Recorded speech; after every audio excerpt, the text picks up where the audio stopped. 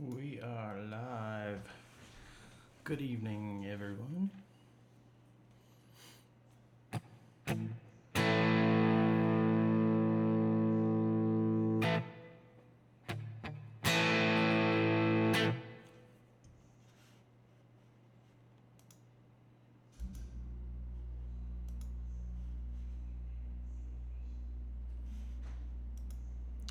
How is everyone doing this evening?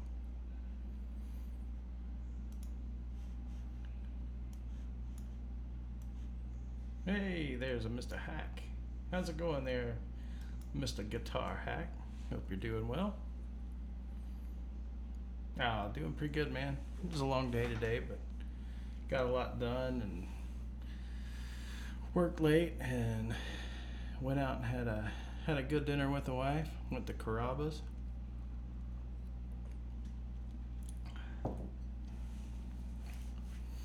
Had a smoke, and now I watched the Tone King, and now we're here. Here we are. So it's a good night. We're good. Yeah, good day.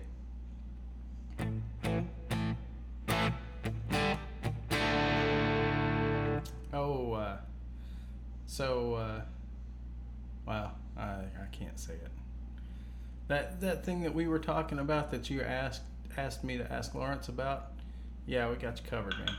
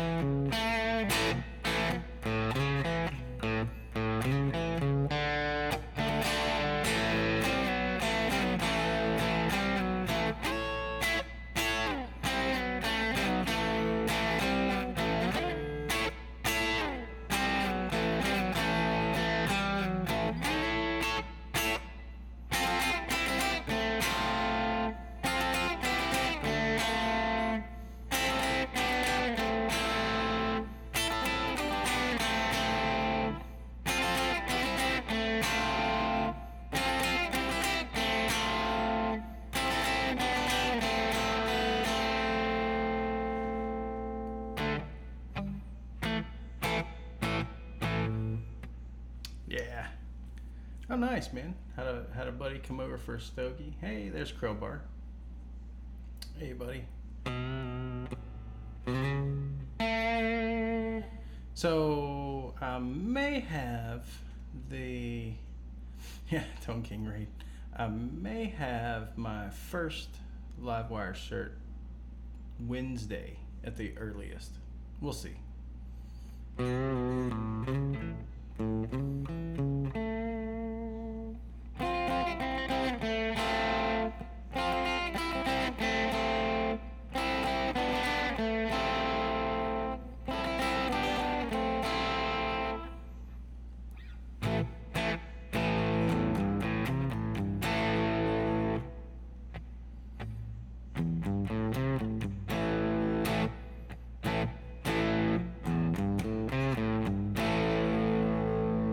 Hey, Mark Dillon, how's it going, man?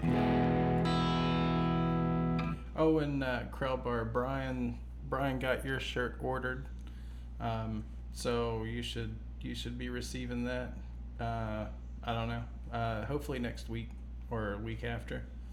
But he told me he got it ordered for you today. So good job, good job on Thursday night, man.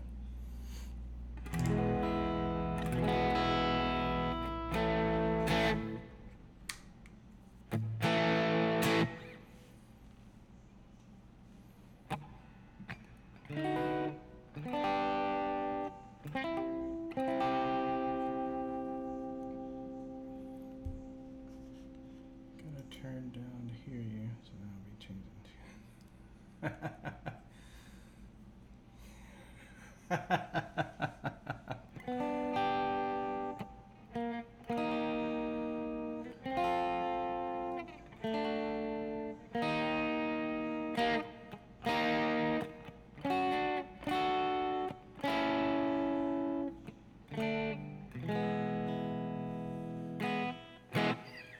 Yeah, I'll be changing tunage. You know that. Well, I'll be changing guitars at some point. So.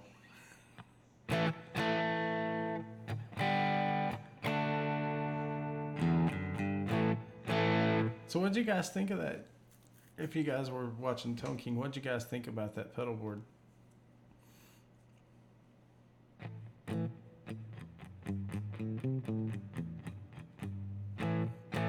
I'm in standard right now, dog pie.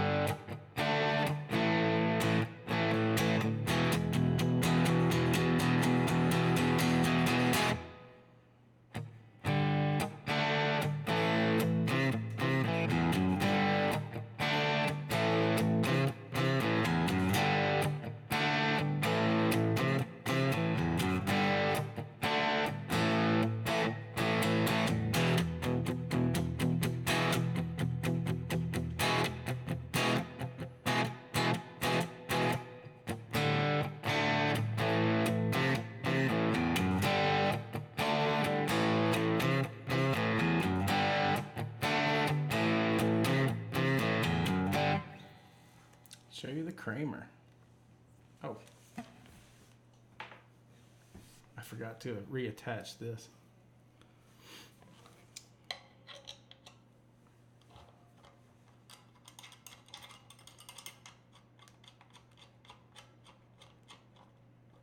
So, yeah, it is. And all that sparkly orange beauty.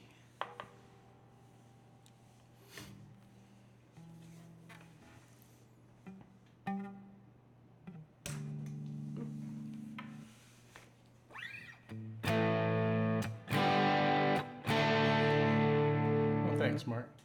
I like it, man. I mean, yeah, it's the newest guitar in my collection, but it's really become my go-to. It's I don't know, man. Super comfortable. I really like the neck carve on it. I really like the pickups in it. I mean, you can't go wrong with a pair of Cool Rails and a JB, man. I actually have it split in the neck right now.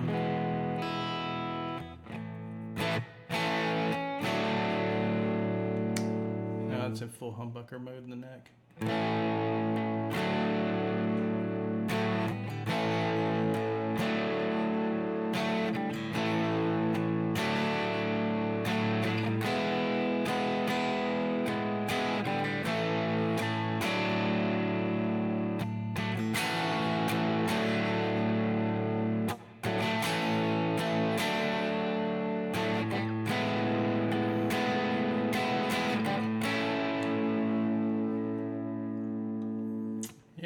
This is my first Kramer, man, and yeah, I didn't know what to expect. I'd never picked one up, and this was the very first orange one that I saw come for sale in the U.S., and it was Chicago Music Exchange, and I went ahead and jumped on it because I'd been waiting for them ever since they announced the ones at Winter NAMM, so. Yeah, I said, no, screw it. I'm gonna jump on it.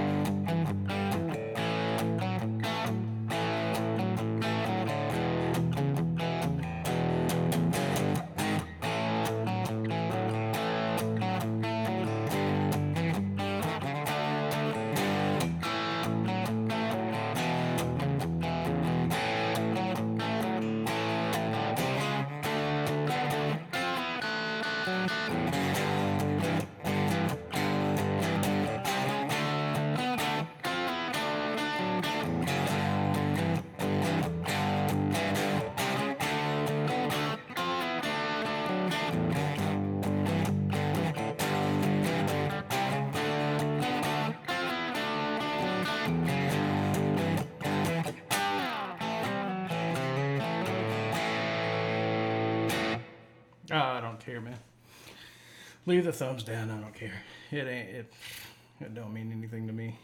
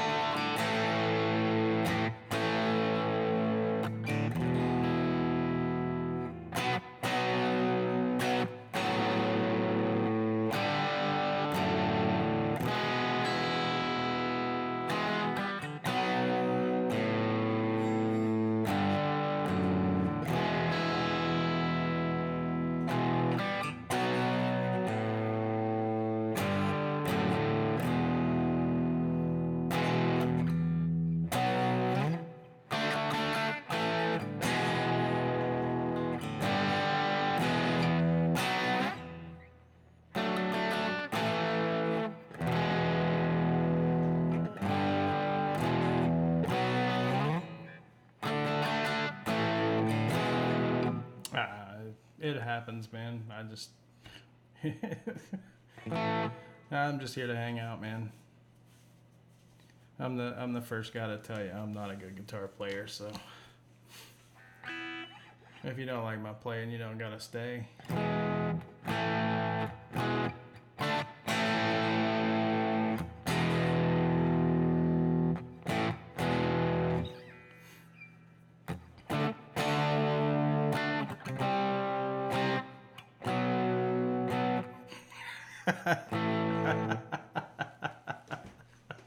All right, Crow.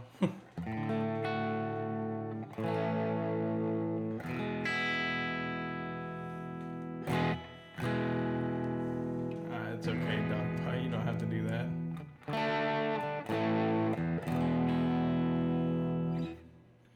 Let's see.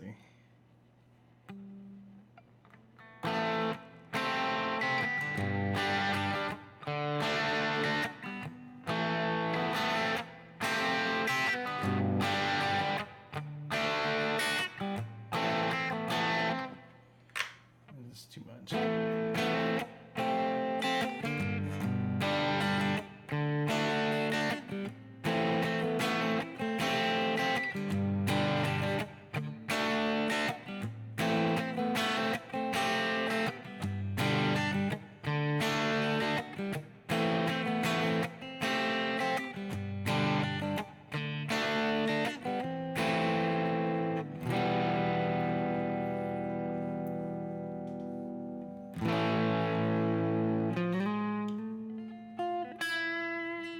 whatever it does.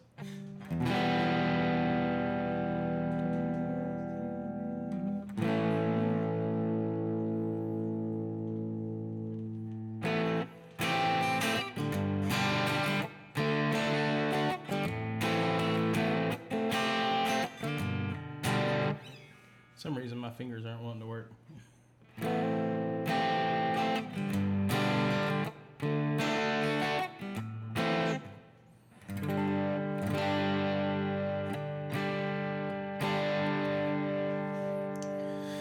Oh, let's move into some heavier territory here. Let's see what we can come up with here.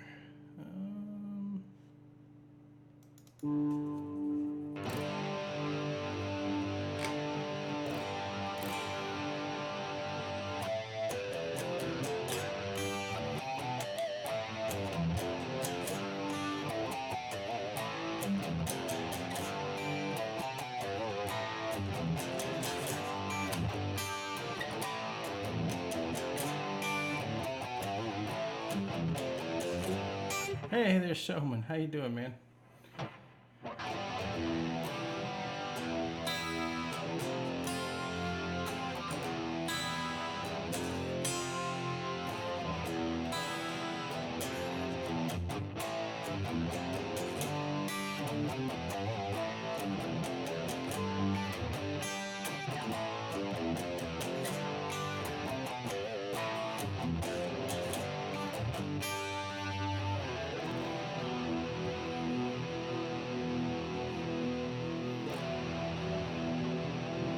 Where can I go from here? Let's see.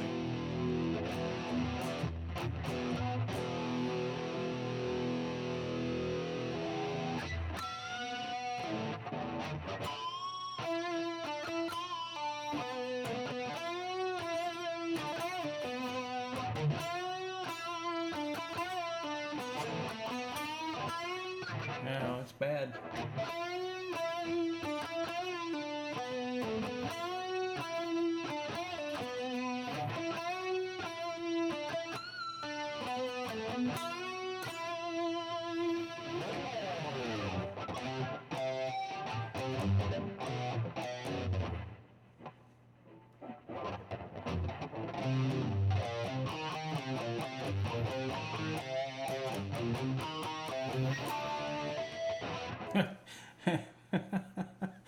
Oh man, this is really bad tonight. Sorry. Hey David Ennis, how you doing, man?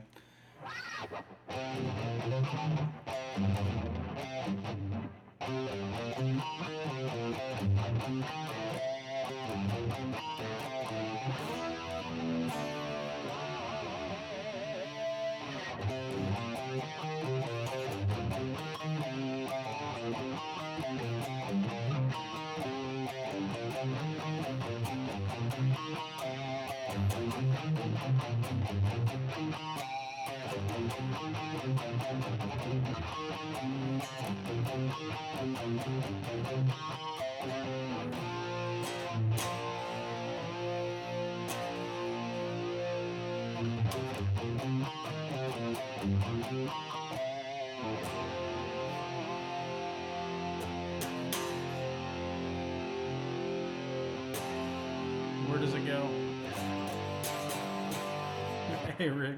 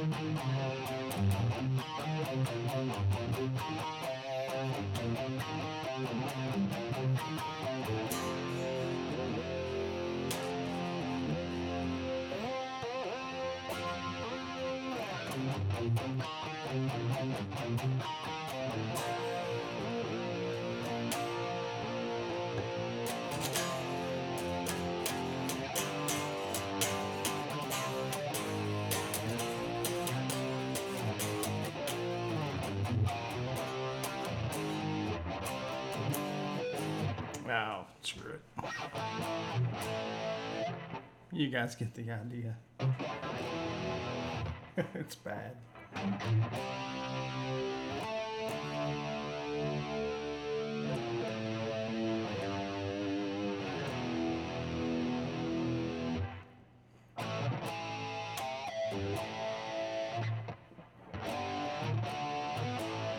Oh, steal away, man. Steal away. Let me pull the camera down a little bit so you can see what I'm doing. If you wanna pick them off, I don't care. If you guys, anything I play, if you guys want me to show you what I'm playing, I'll be happy to. Just say, hey, show me how to play that, and I'll slow down and show you how I'm doing it. Let's see.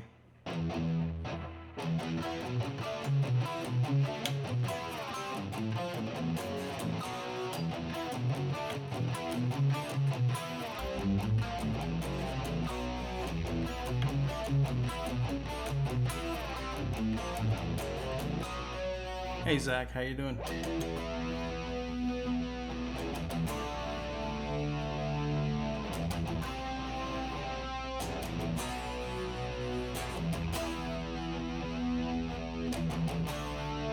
That's a very simplified version of this song.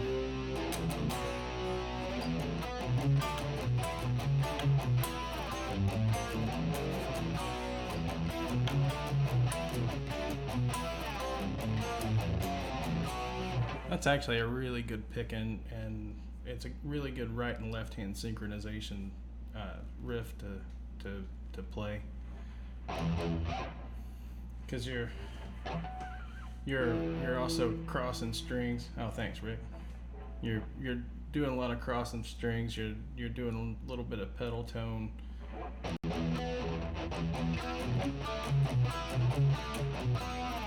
You got a little hammer on in there. Hey, Scotty G, man, how's it going?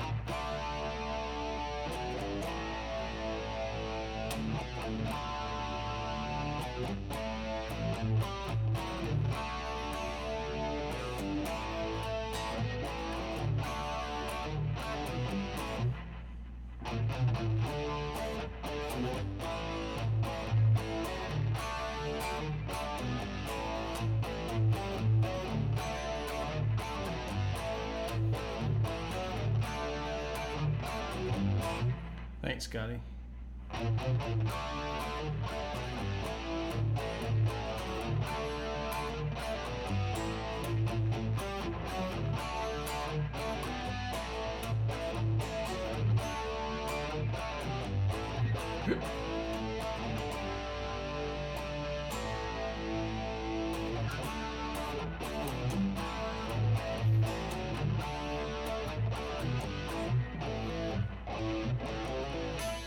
There it is. Stuff I haven't played in a little while. I've been working on other stuff and actually working on learning how to actually play.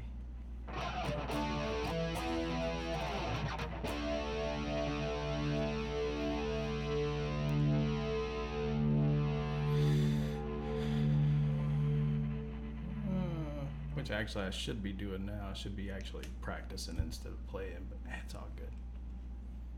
Couple of guys requested a live stream at the end of TK, and so alright, you guys win.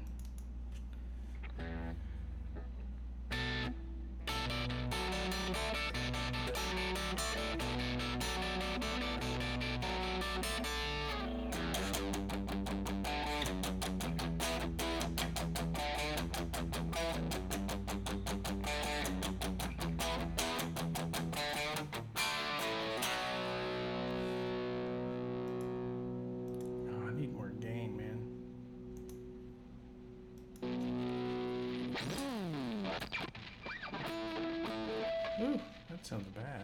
That sounds like Terabad. There's my...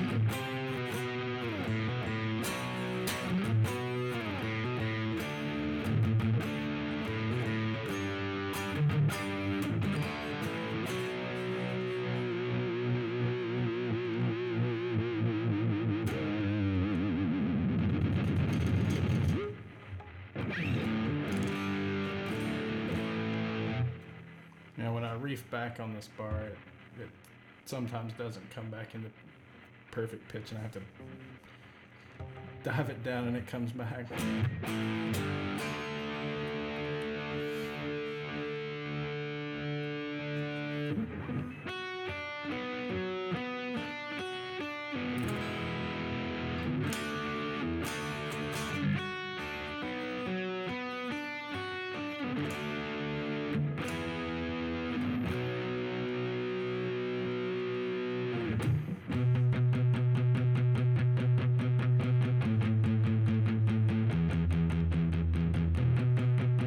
Yeah, I'm gonna next time I restring it, I'm actually gonna pull the springs and look at the knife edges and make sure there's not a burr, because when I pull back I can hear it pop, so it's almost like there's a burr on the knife edge, and if I just take and file that burr out, it should be fine.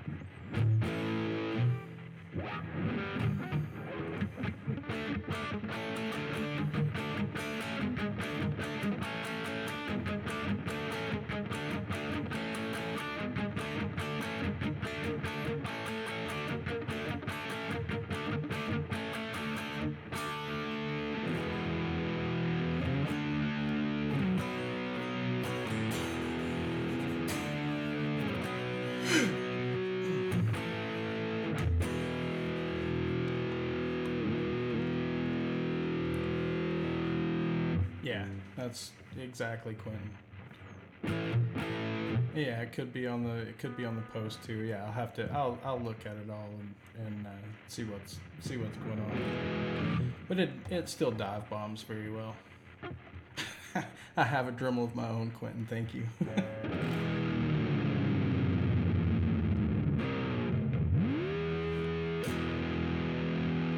Yeah, I don't pull back very often. That's like actually one of the only songs I do it on. He hits that fifth string B harmonic, which is tough to do without a lot of gain. You hear that pop?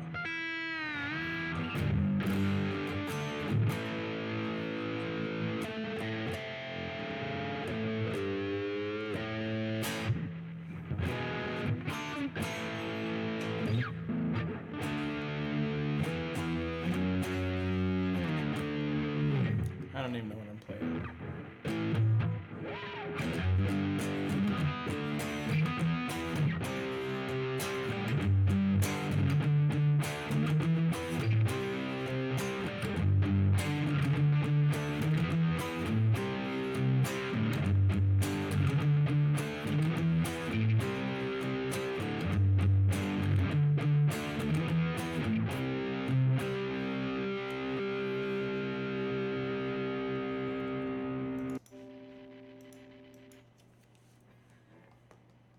Make sure I'm in the right spot here. Here we go.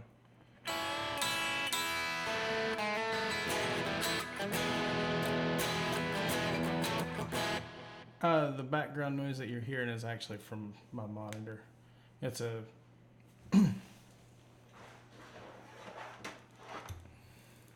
it's a 43-inch monitor, so it puts out a ton of EMI.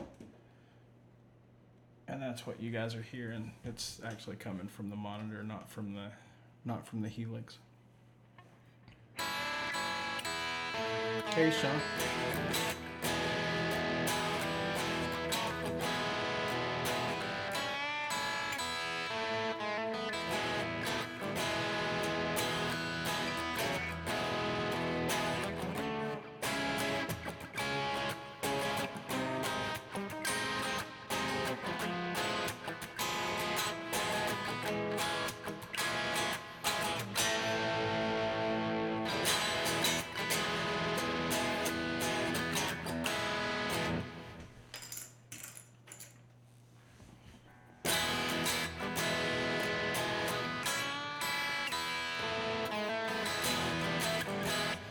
Yeah, when you said that the black wire had popped loose, I knew, and you said it was from the neck pickup. I knew exactly. I knew where it went. I knew it was one of those. It was one of those first two posts, but I couldn't remember. I actually had to look at a schematic, but because I know how it's because I know how it's wired.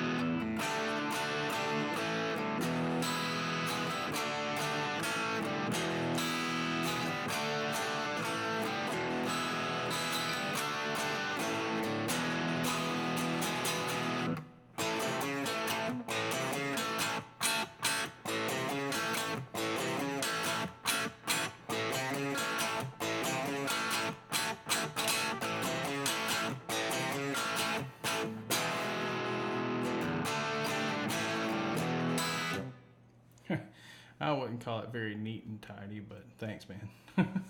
Yeah, that thing was a nightmare, dude. Just gonna say it. That thing was a nightmare to wire. And I mean, I thought that I had that had all the wire. The I'll be honest with you, the one I was worried about the most was if you flip that control cavity over and look at the three-way, on the back side of the three-way, there's where the red and white come in from the neck pickup. There had to be another wire in there, and that was the one I was worried about, because there was just no room in the little holes in the post, because like I said, I should have used the smaller gauge wire for that, but I don't like using really tiny wire because it picks up too much noise. I use it's a little thicker insulated wire. It's still like 24 gauge or something, but it's just a heavier insulator on the wire. And you'll see that in the red, green, and black wires. Let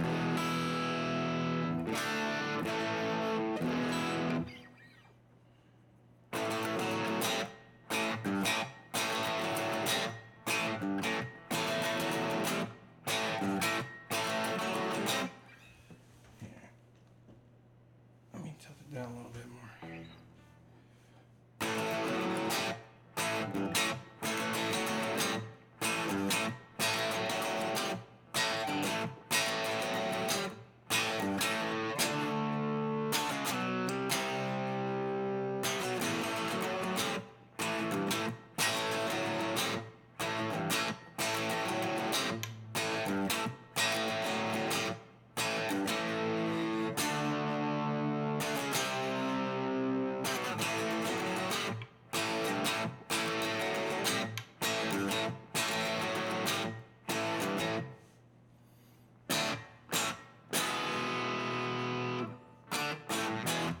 So any of you guys just learning,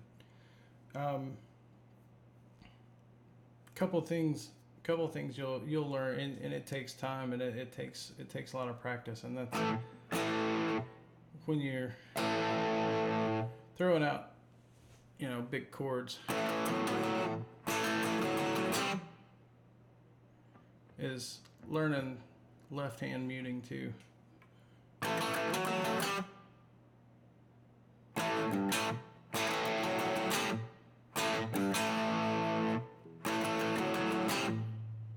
And that's both hands. That's actually both hands muting.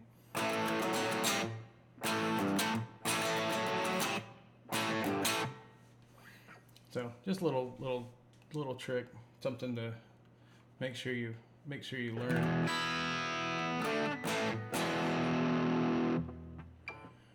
Right on, hack, man. Have a good night, and don't work too hard tomorrow, and break a leg tomorrow night. I know you got a gig, so you guys knock it out of the park, man.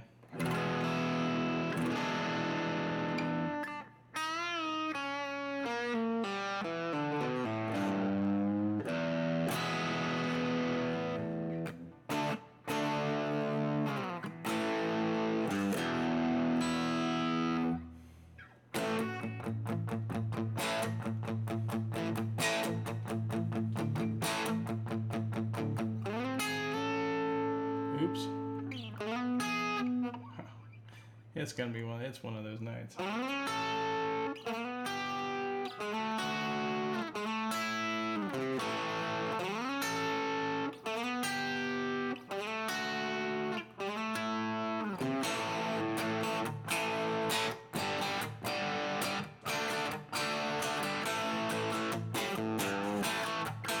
Hey, have a good night, Crowbar. Thanks for coming and hanging out, man. All right, Quentin, have a good one.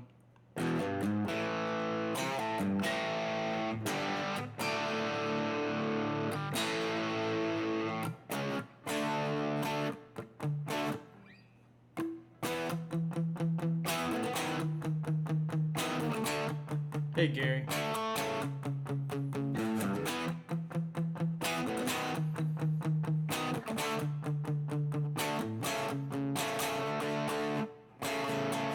Jeez.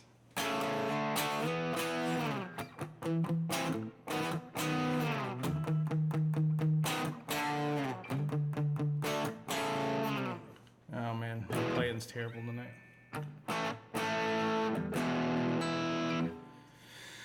Bad.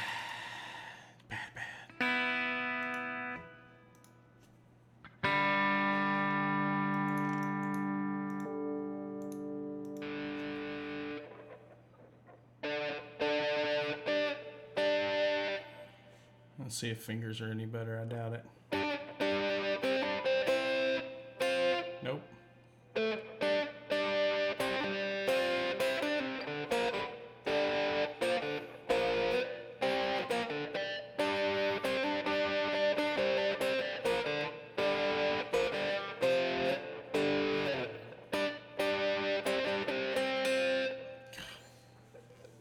There you go, man. There be the Kramer.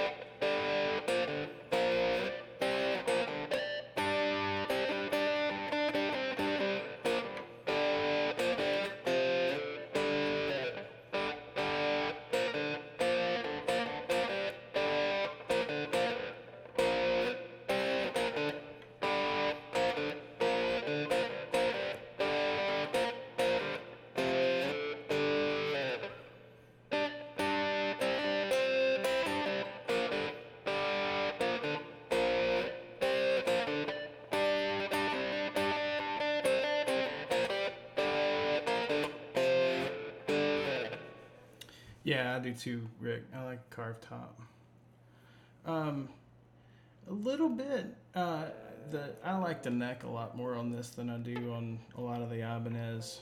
It's a little bit rounder. It's not quite as flat. I like a flat neck, but Ibanez gets a little bit crazy with it, in my opinion. I mean, hey, it's Thoda. Hey, Thoda. How you doing, buddy? So yeah, maybe it's just a personal preference, right? But this is a little bit rounder on the back of the neck, and it's a little bit more meat than a like a wizard neck. So I actually find it incredibly comfortable. I actually find it more comfortable than my Jacksons. Shocking, right? And I like my Jacksons. Part of it though is also the R2 nut versus the R3. The Jacksons have an R3, so a 43 millimeter nut, and this is a 42. So it's a little bit narrow, more narrow neck, which I actually like because I don't have those ridiculously long fingers. Hey, there's Mitch, man. How you doing, buddy? That's 2 picks I've dropped.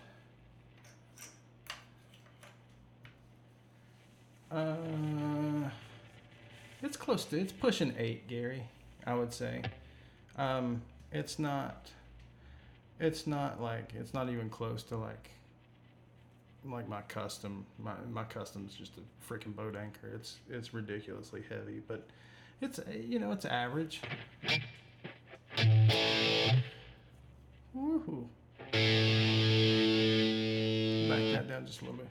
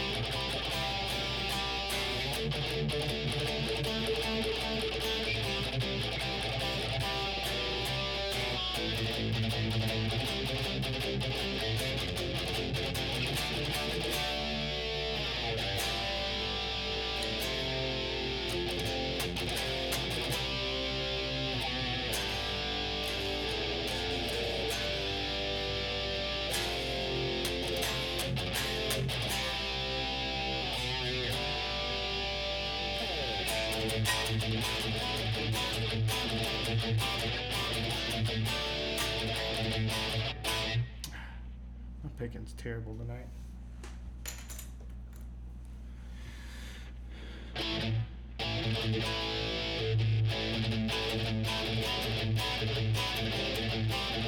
I'm not even gonna try.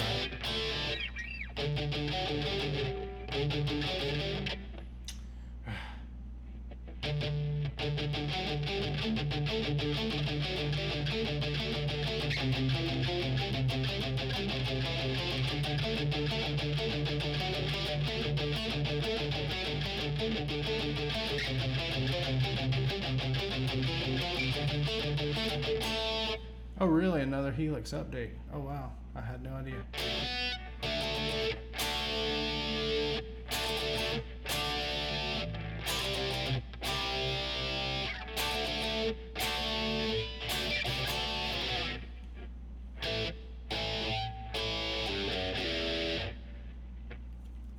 I had no idea, man. That's cool. Mine did something weird the other night. I was sitting here playing, and I had it on one of my presets, and all of a sudden it switches the input, and like everything kills. It just kills all the audio. I'm like, yeah. So I'm like racking my brain. I'm like taking my guitar apart. Thought the output jack had croaked or something, and checked all my cables, everything, and then I looked on HX Edit, and it had changed to the output, and I'm like, that's kind of weird. So it just kind of did it on its own. I don't know what happened, man. Oh, was it your anniversary, Mitch? Happy anniversary, man. Sorry I missed your stream.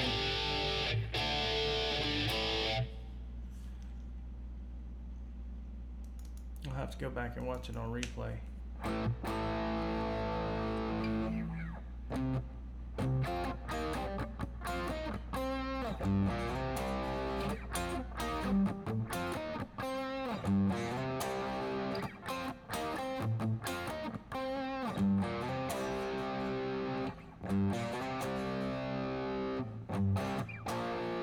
Hey, Oregon Steve.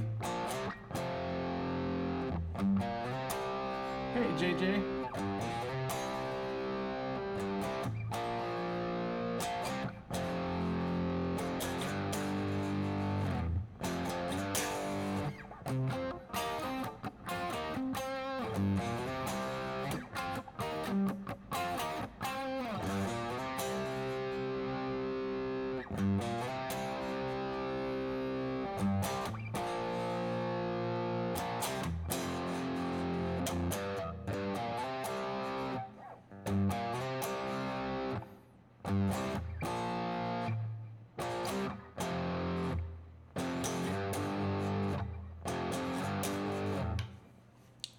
That's a fun little bit to play.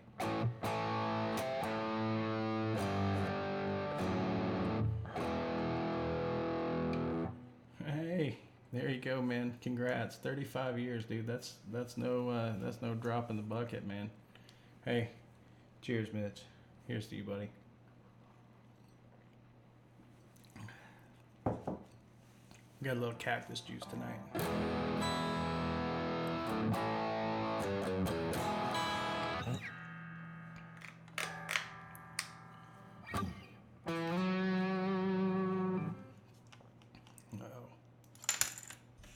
Hey, there's where my other pick went.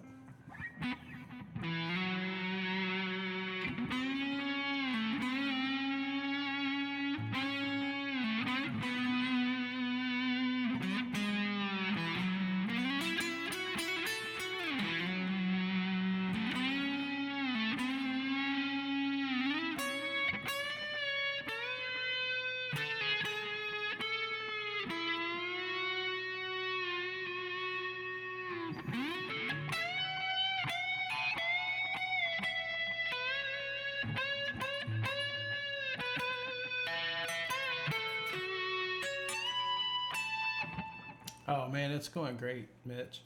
Yeah, a little scorpion venom. Yes, sir. No, it's going good, man. I'm learning a lot. I mean, I can give you guys a little quick. I'm just gonna go drop to clean channel here.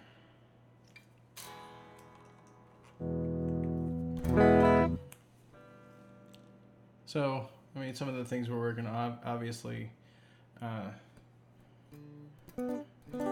triads, right?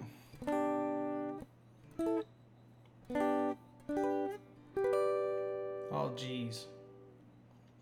I'm not sure, Mitch. I can ask him. I'll ask him next time I talk to him. I usually talk to him, I don't know, about every other day or so. So, basically learning triads and learning where in the triad the root is, right?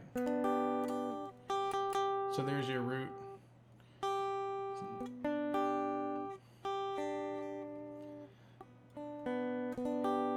So in your bass, you have the B, which is the, and this is a G chord. So your G chord is G, B, D, right? So you have the third in the bass, which is the first inversion.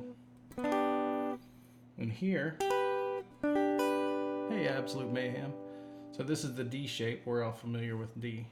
So your root is on the B string. So that puts your fifth on the G string. Yes, root, third, fifth, that's all a triad is, right? So that's the second inversion. And then we have the A shape, right? So if you were to take an A, right? So you're just doing,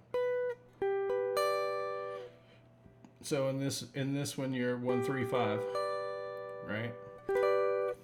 So, and these can move anywhere. And so those are just the 3 G's that are just easily,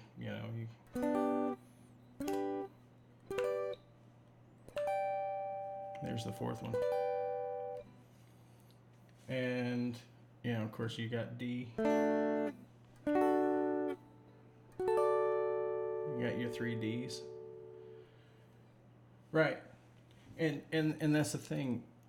You can use those triads to get around the neck, and if you know kind of which shape you're playing around, you can always find your root third and fifth, and even if you're playing a minor, so that's a G minor, right? And then my other one is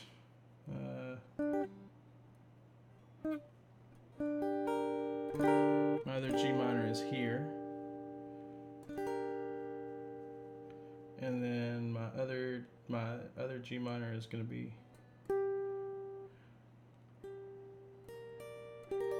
there.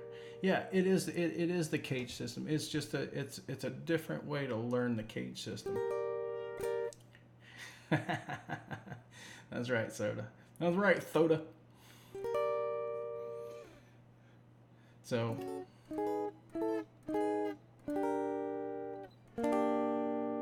all G minors. So learning that stuff around the neck, that gets you easily gets you to where you want to go, and then learning the scale around those, then you can learn to start targeting the notes, and basically you're playing against the chords, right? And again, I'm still working on that, but yeah. So those are some of the things that I'm learning. Also, I've got a bunch of little pick building, pick hammer on pull off exercises and stuff that I do, and that kind of thing. But yeah, that's kind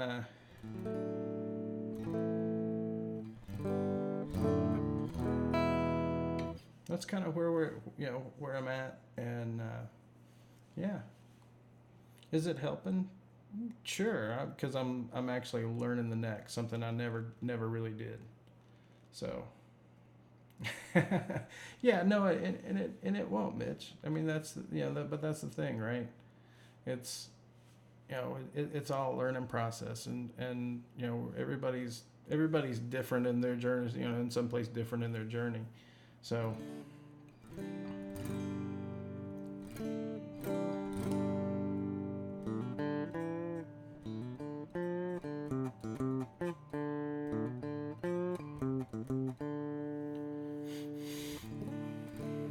145. If I'm doing a 145, Gary, mostly, I mean, you're mostly I'm gonna be in the blues, in the pentatonic minor, and the 6 note blues scale. I don't. I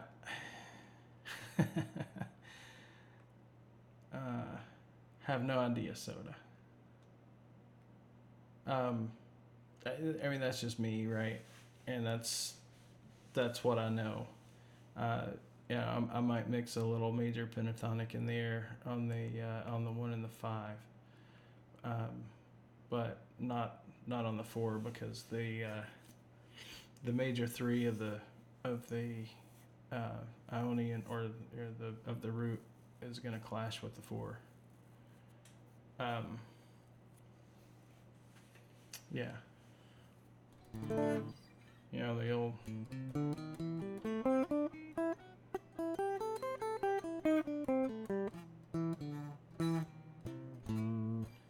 That.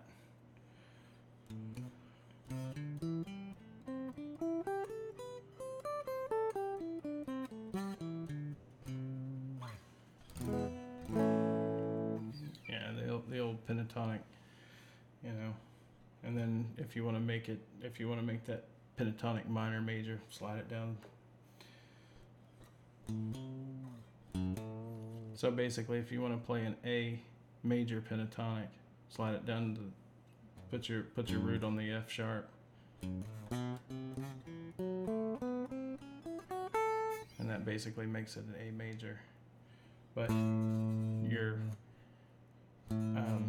your root notes change, so they're here, there, and there, instead of your F sharps. Right? and you can add the blues notes in. So,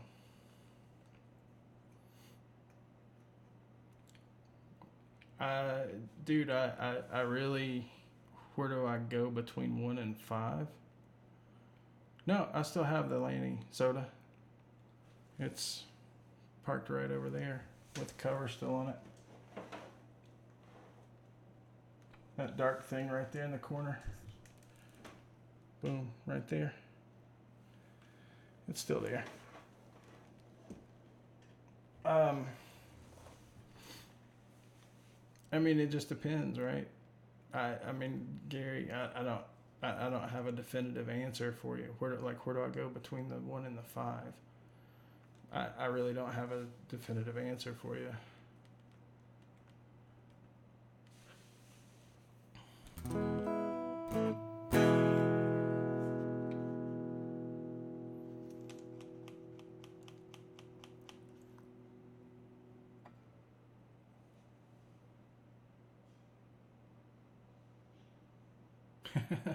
Yeah, I mean, if you think about it, you're 1 and you're 5, right?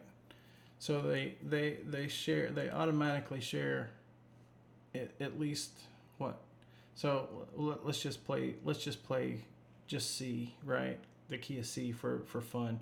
You got C, E, G, and then you got G, B, D, right? For your 1 and your 5.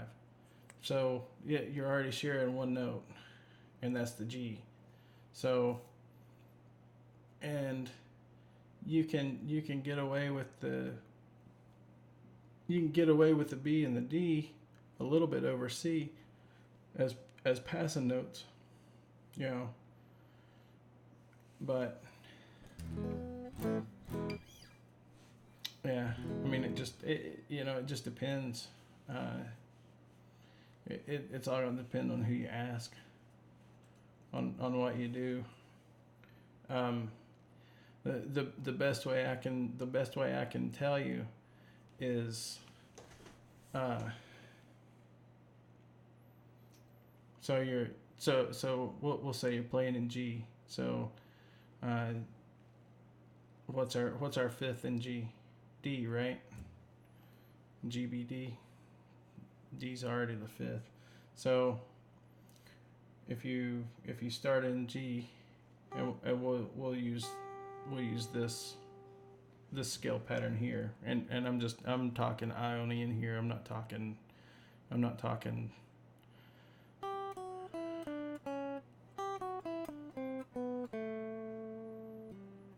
There's your root. So if you start on your root, and what we're just gonna play an 8 note, but we're gonna go A to A instead of G to G. So we'll play 8 notes. 1, 2, 3, 4, 5, 6, 7, 8. So what note is that? That's a B, right? Right? So now if I've got a D chord, so what I want to do is I want to pick one of the 3 notes. We're going down. So D, F sharp, A, right, is a D chord. So there's my next note. So there's my D, right? That's the 5th of a D chord. And I'll come back up 1, 2, 3, 4, 5, 6, 7, 8. Okay, now we're back to the G. So my closest G is right there, or my closest note in a G is right there. Now I'm back on the B. Now I gotta go to a D. So D, F sharp, A. So B, C is your next note. D.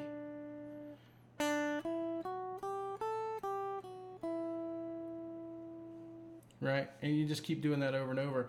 So what you're trying to do is you're trying to, on your, and this is boring as hell or exercise, but it's teaching you to find the notes that fit in the scales. So, and if so you've got your triads right here, right? So, and you also have this triad for a D here. No, that's C, I'm sorry. No, yeah, that's C. My bad. There's your D triad, but we're in this shape right here.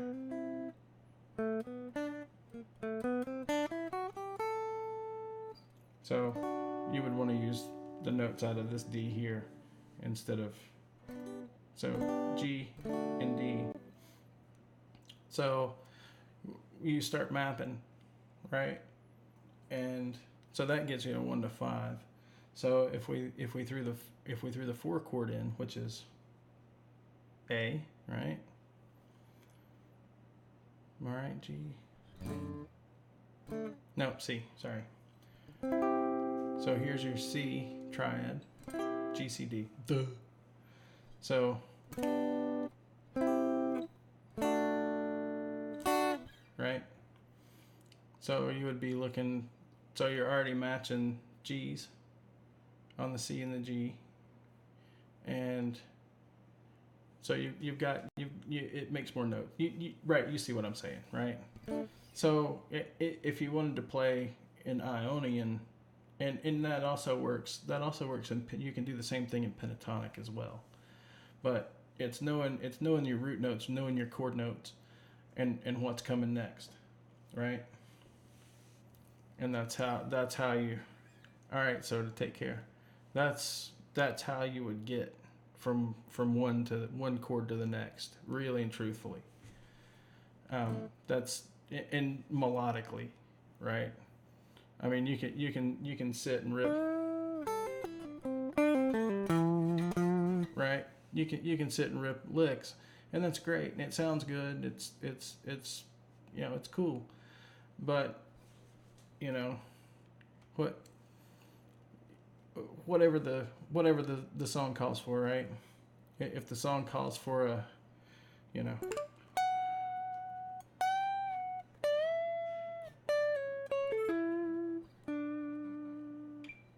you've all heard that.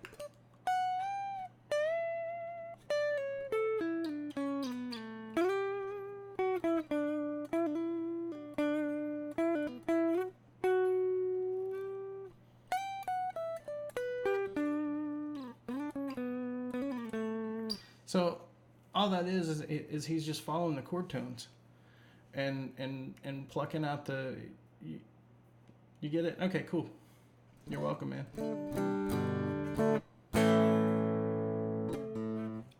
So we'll go back to playing terribly. We'll go back to playing terribly.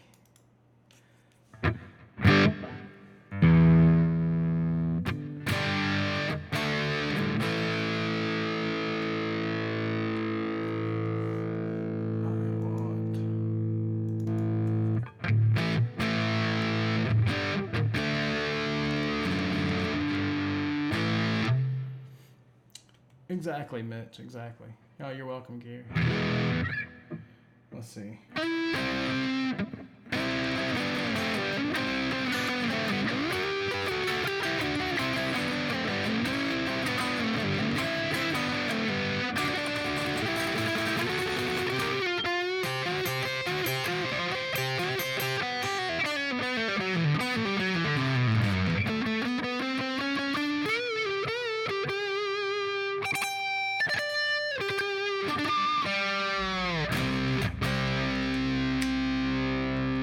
Played that all on the wrong pickup. That was all on the neck split. That was.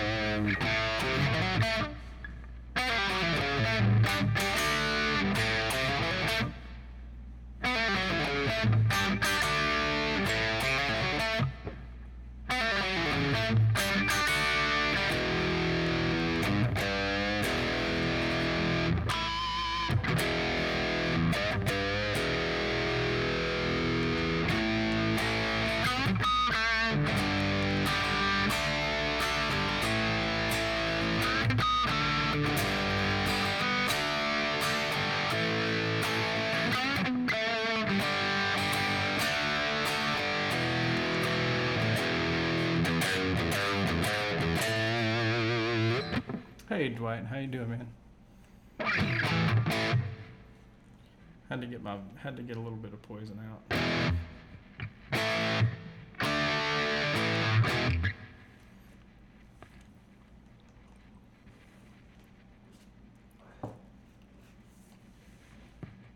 Yeah, Mitch, I totally agree. It's definitely nice to get a melody out. Oh, thanks, Gary. And that's kind of what I'm starting to try to work on, right? Is that I've just gotta get over my what happens to me when I start trying to play over, and this is, guys, I'm being completely transparent and honest here. This is why I don't play over backing tracks. When I start playing over a backing track, I end up start running scales, and I have no concept of what I'm doing. And that's why I say I'm not a good not a good guitar player, because I can't improvise worth a damn.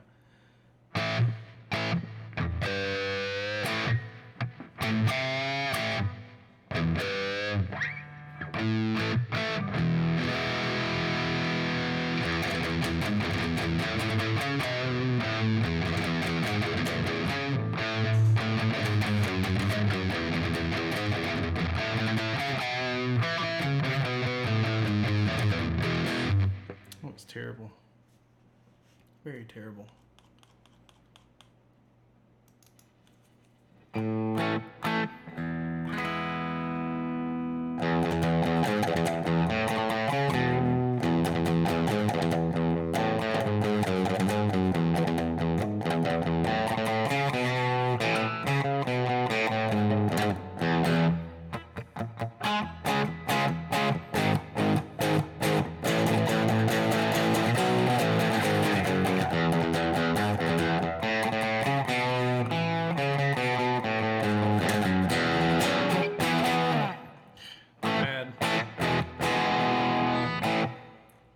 Bad, bad, bad, bad, bad, bad.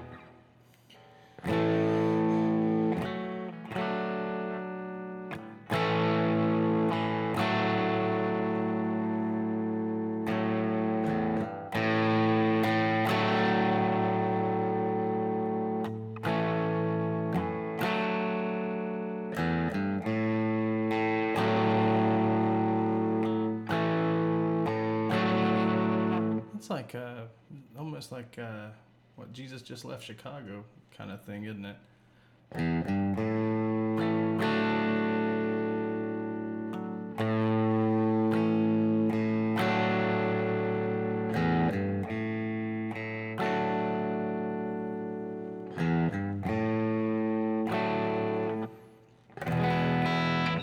Yeah, I mean, you know, and that's a big chunk of it, right, Mitch? Figuring out what key it is, and then figuring out what works over it, right? Is it, can you just get away with pinching out, pentatonics, or is it gonna sound good, or or do you need to throw Aeolian in it, or what do you need to do to make it sound good? And that's all part of the learning experience, right? Um, I might get there. Who knows? Maybe. Hopefully one day.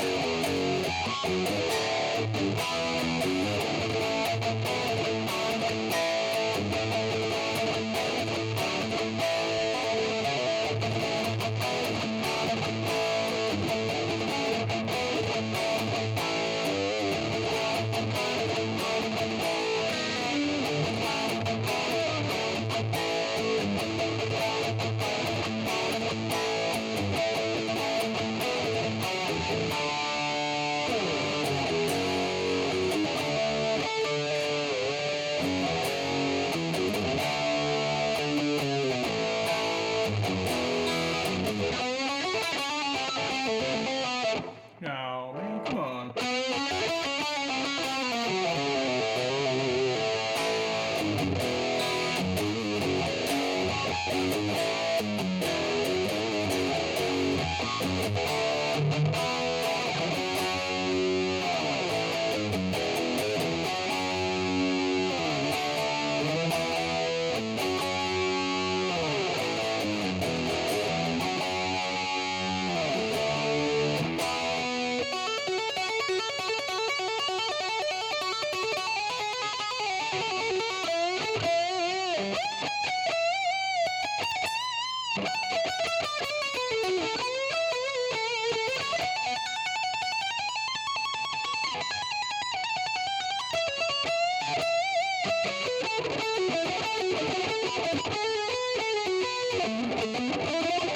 Oh, man, I always screw that.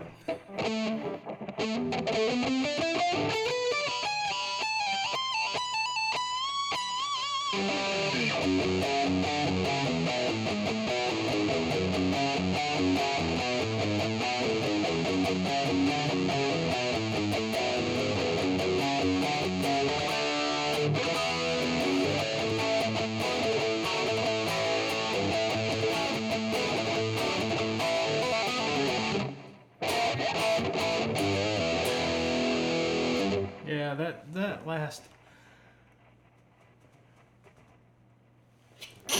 Excuse me. Sorry about that. That last little.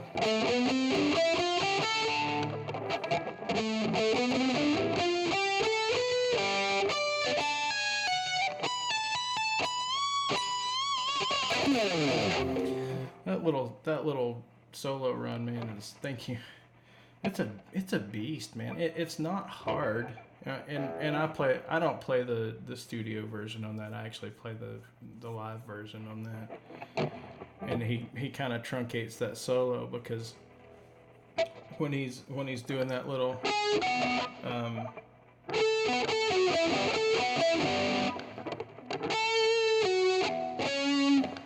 uh, when he does that little pentatonic riff there.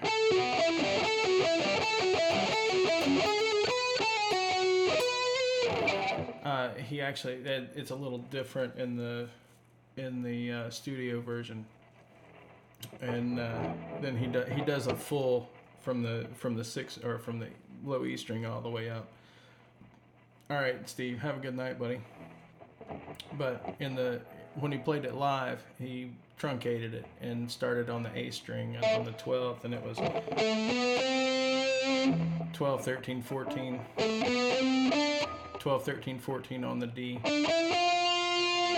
12, 13, 15, or 12, 14, or 12, 14, 16 on the G, 15 on the B, and then it's a pull off. So 17, 16, or 17, 16, 14 on the E, and then it's a pull off hammer on the 19th and 17th.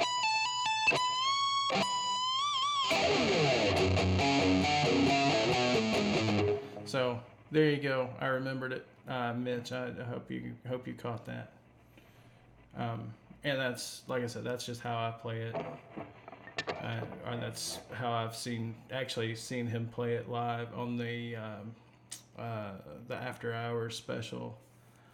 And that slowed it way down and watched it really close, and that's how it's been tabbed out that way as well. So.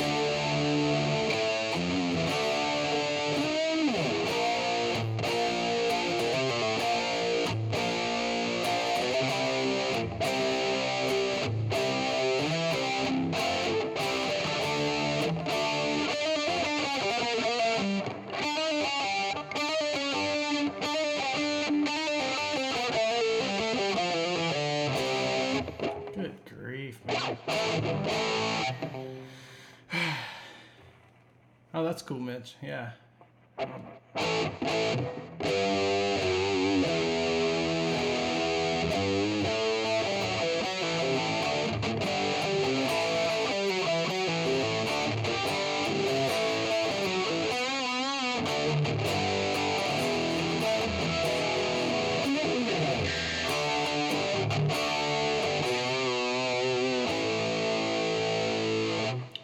That's a really fun little riff to play.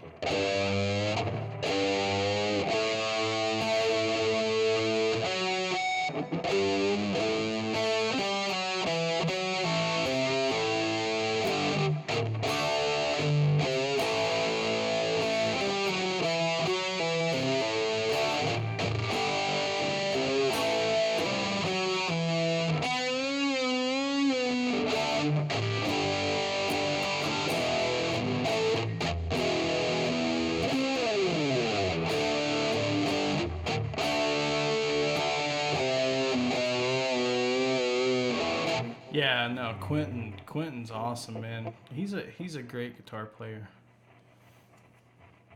He really is.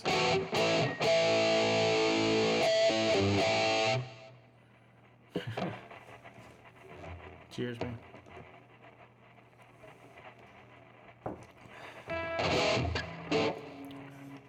Well, let's get off the Randy patch. And let's change guitars.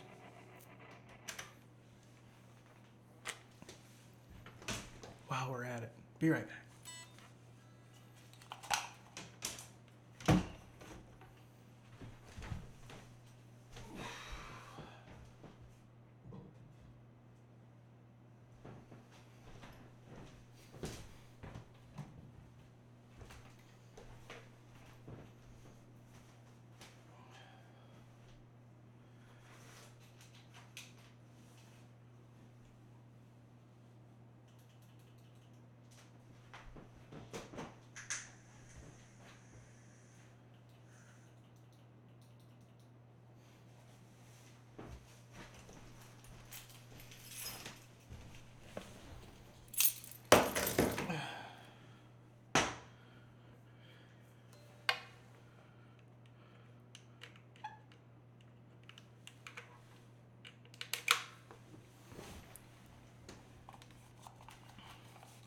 Yeah, I like that Kramer too, Gary. But need a little change of pace for a minute.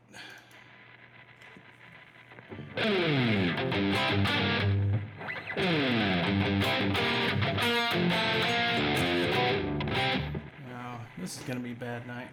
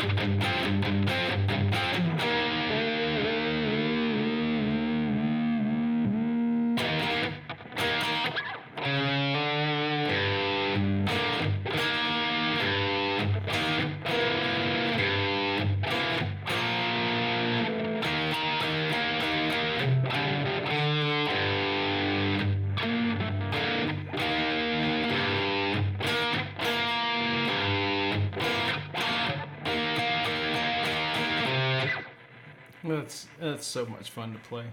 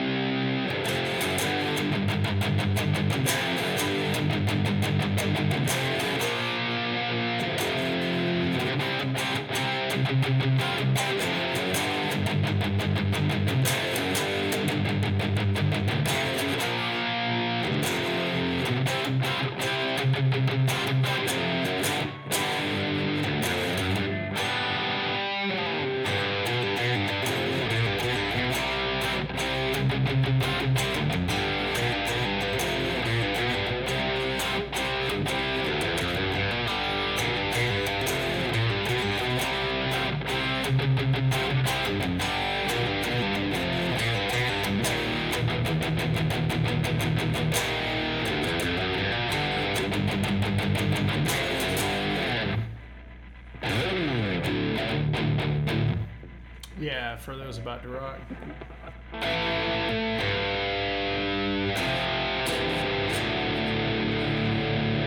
I'm tuned down a whole step, so it's gonna not sound right.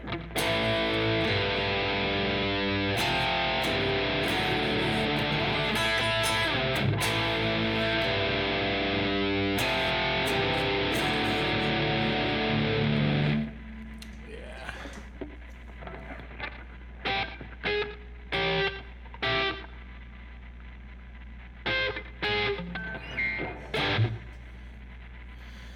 Oh, let's see what else we got.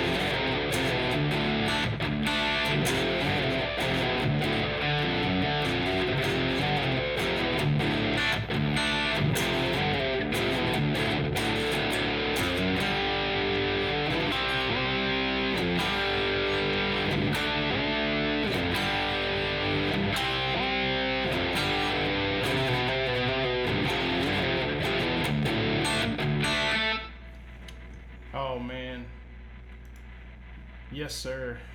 Mick was so good. Mick is so good. So he's such an underrated guitar player. I don't.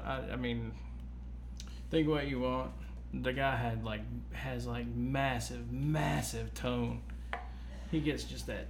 I mean, it's just love it. The only tone that wasn't great was on the Theater album. But hey, Alex, how you doing, man? But everything else, man, he just had just absolute massive tone, and his playing, man, that guy can play. That guy can absolutely play. And as most of you know, Mick is the reason why I started this, and it wasn't long after that I discovered Randy Rhoads, and well, you know, that's no big surprise, I don't think.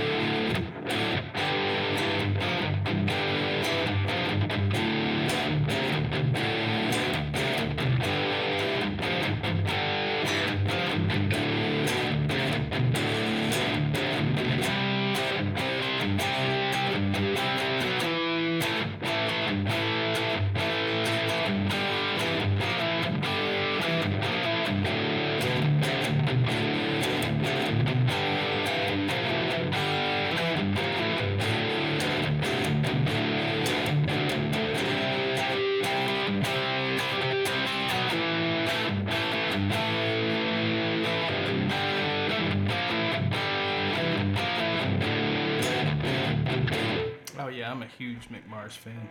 I'm a huge Motley Crue fan. Well, the whole thing with the live wires is live wire. A lot of the stuff, if you know anything about Motley Crue, you realize like Red Hot, that's a Motley Crue song. Live Wire, that's a Motley Crue song. Let's see, what else? All in the Name of Rock. That's another Motley Crue song. Of course, we throw History at the end of it, but a lot of the stuff that we do is basically pulled right out of Motley Crue. Yeah, I'm a huge Mick Mars fan, and so is Brian, as a matter of fact.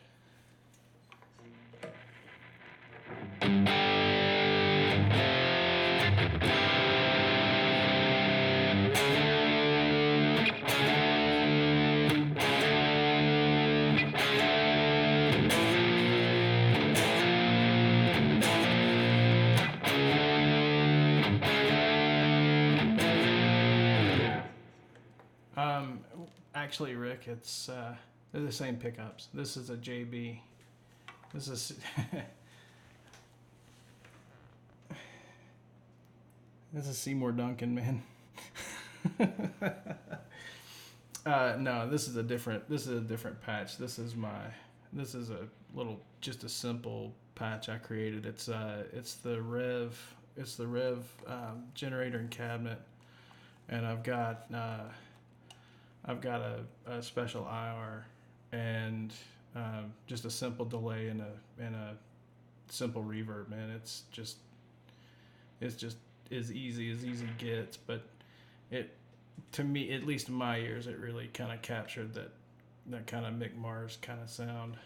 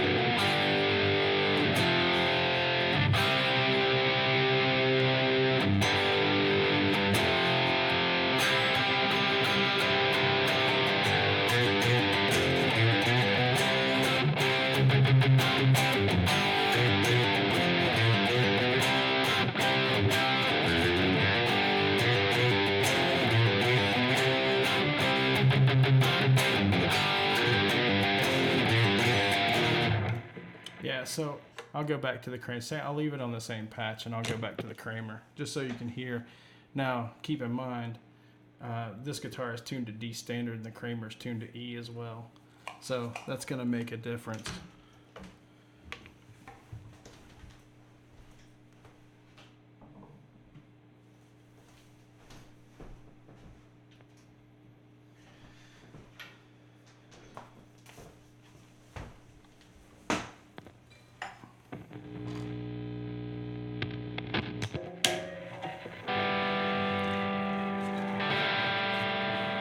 Sorry, I didn't mean to blow you guys' eardrums.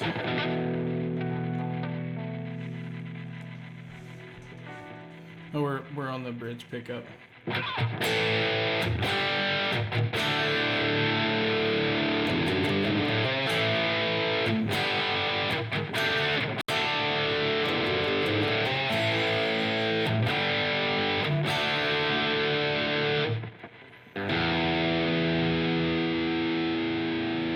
Clipping just a little bit.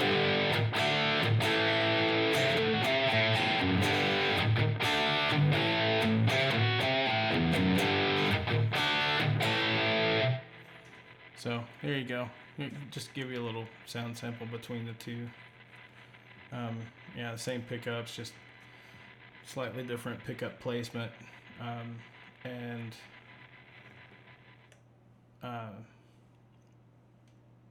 you know, yeah, pretty much just different, slightly different pickup placement. I'm sure the pots that I have in that BC Rich are better pots than what's in here, but yeah. But there you go. There's your kind of direct A/B, as best I can, as quickly as I could do it anyway. Montrose. Not sure about any Montrose. I know no Montrose. Hey, you're welcome, Rick.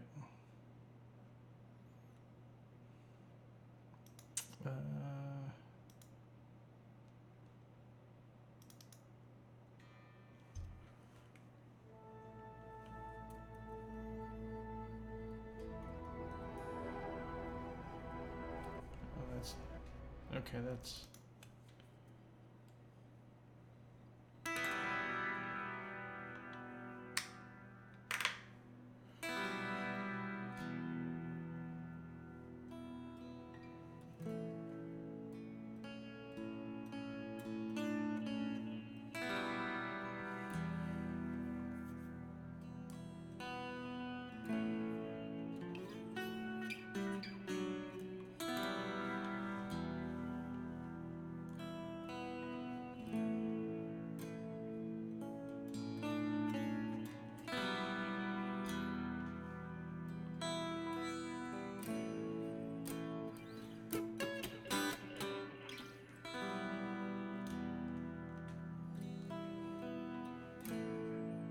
Let's try that again.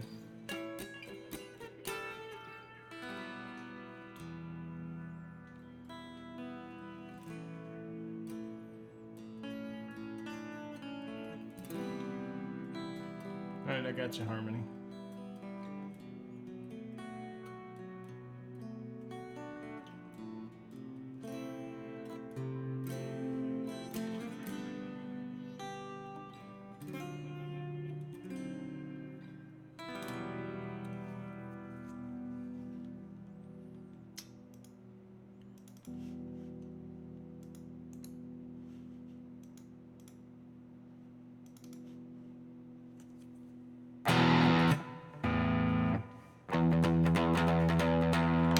Oops, let's get back to the right here.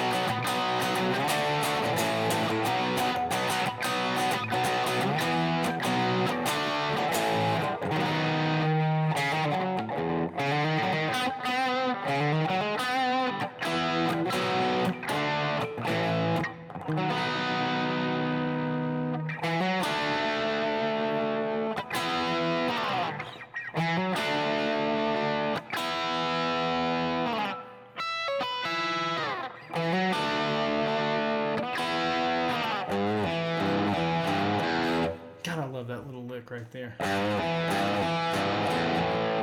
That's so cool, man. It's like, come on, dude. How'd you like? It's just so simple. It's just a bending up on the G to the E. Oh yeah, no, I'm not even. Yeah.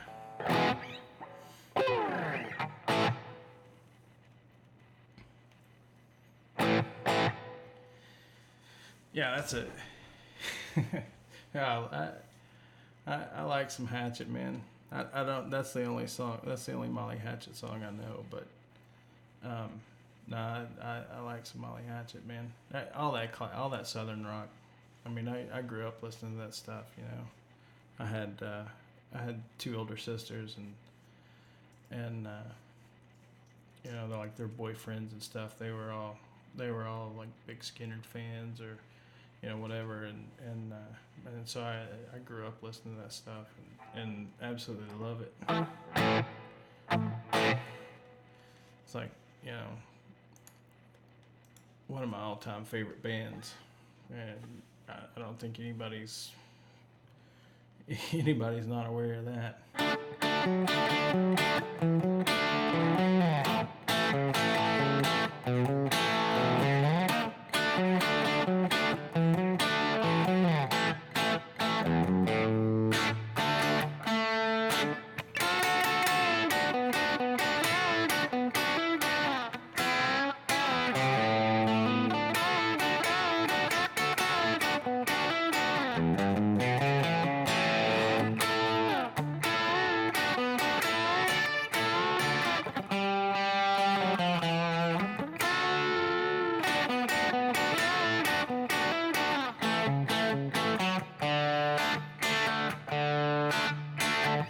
Yeah, dude, I love some Skynyrd, man.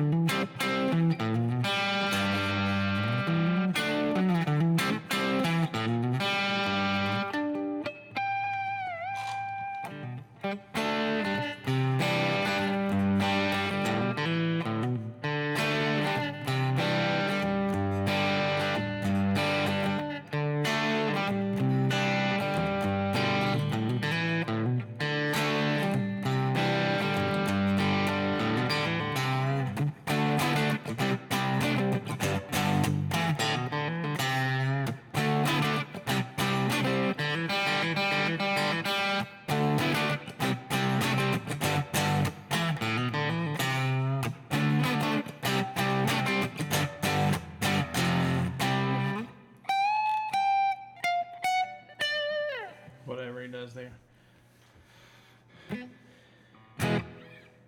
Yeah, guys, I love some Skynyrd, man. Always have.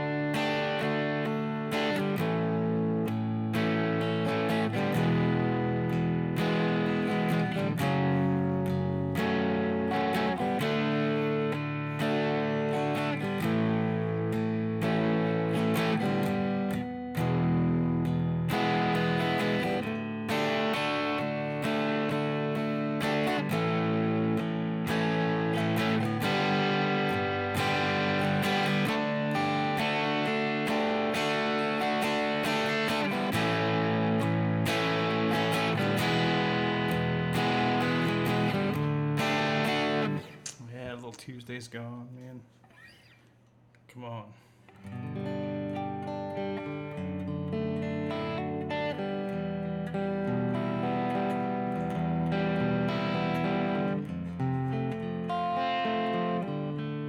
Oops. Yeah, let me crank that back.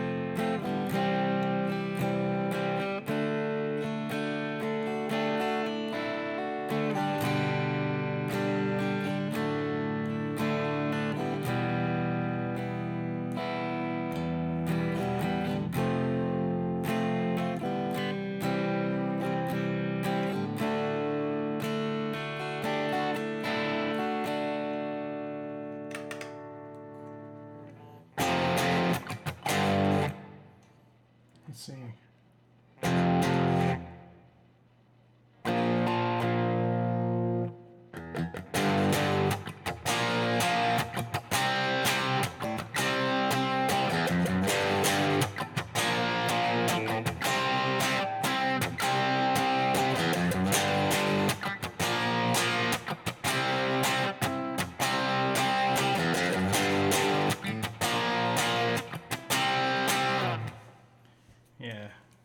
Yeah, I like some Skynyrd, man.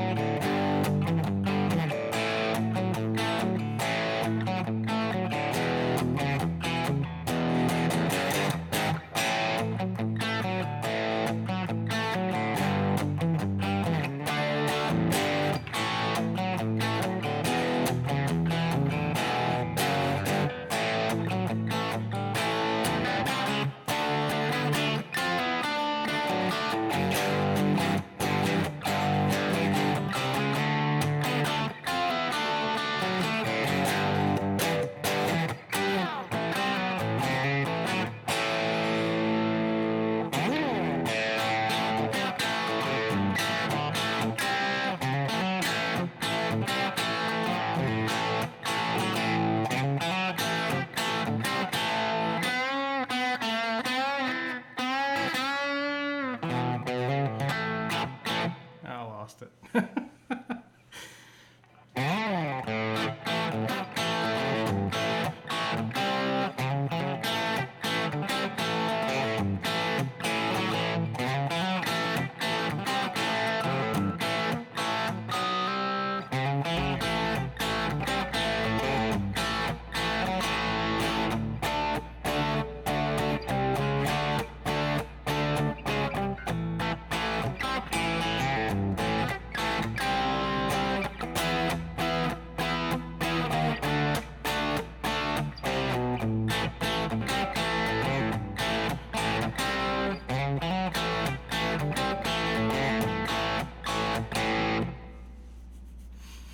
Little Mr. Breeze. That's a fun one to play.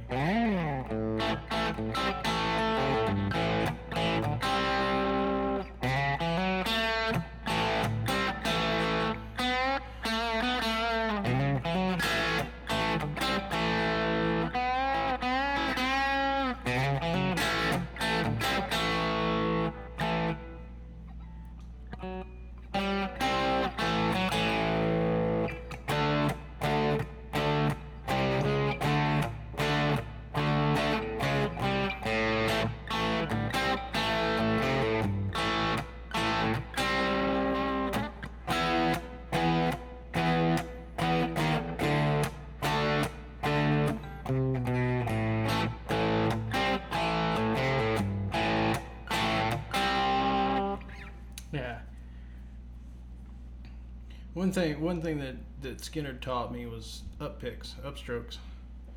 Um, they a lot of the stuff they play. If you play a lot with downstrokes, it doesn't sound right.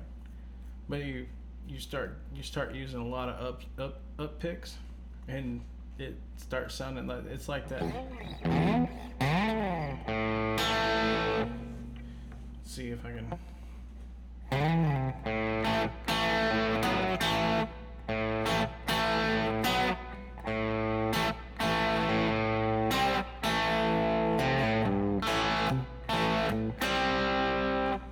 That's like a lot of. It's just a lot of upstrokes.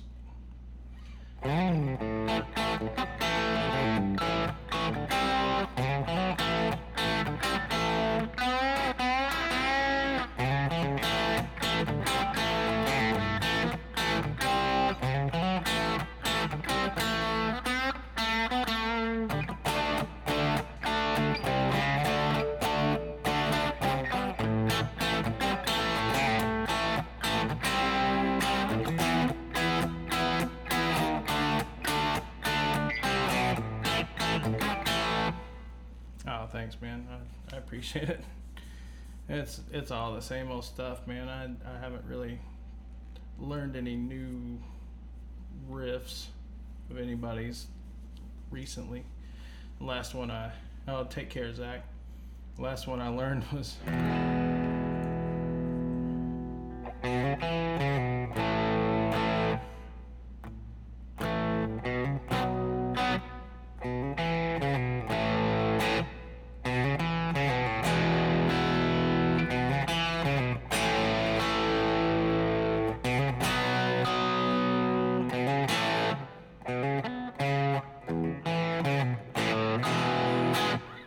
Oh man, and I'm just butchering it.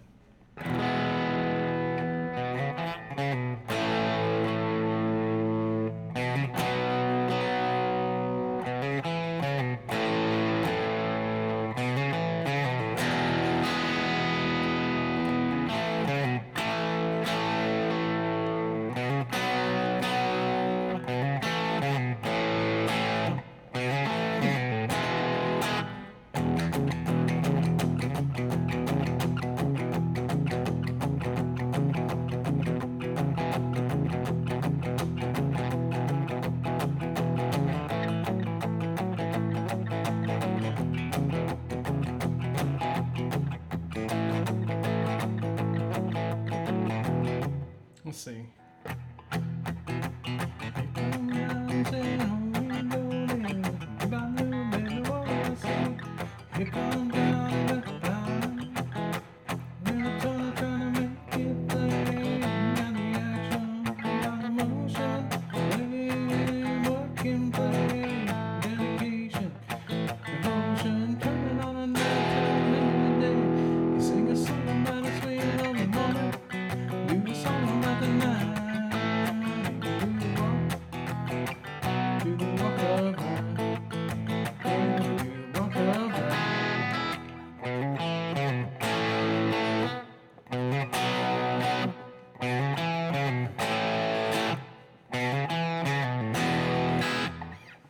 That's I do like Shooter Jennings' version of that song. I love what he did to that song.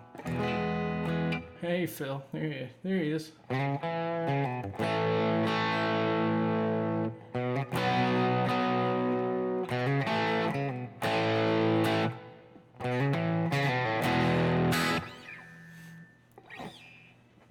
And he just puts all kinds of cool like country blues rock stank on it, and it just sounds pretty badass.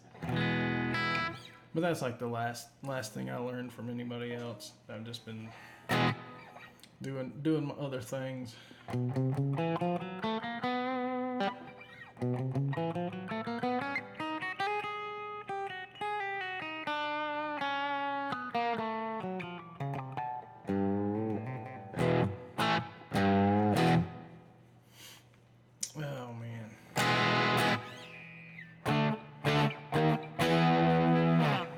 Let's see. Trying to think of some some other stuff I haven't played in a while. Let's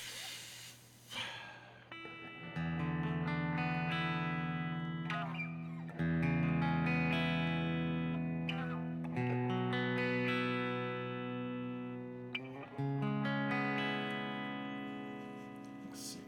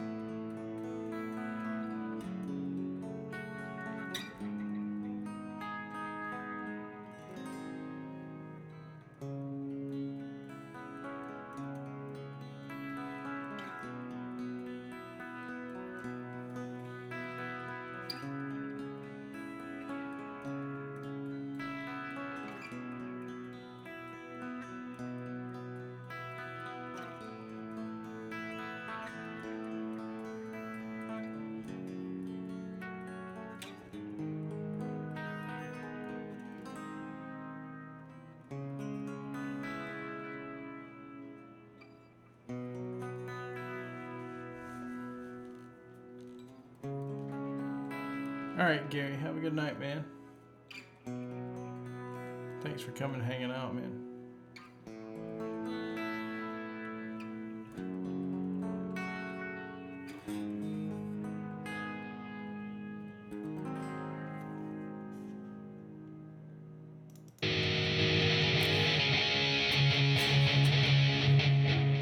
What?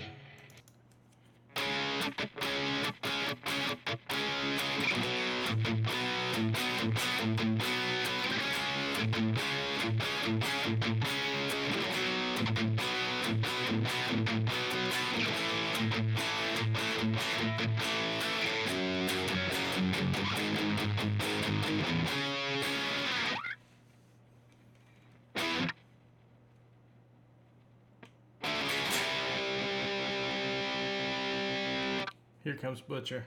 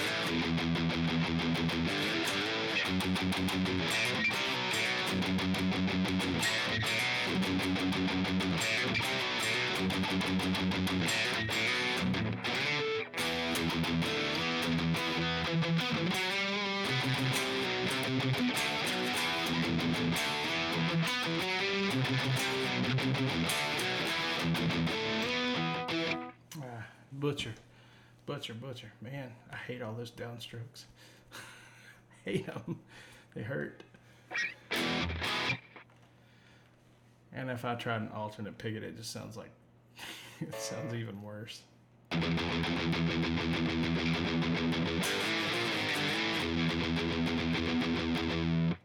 See, it just sounds bad.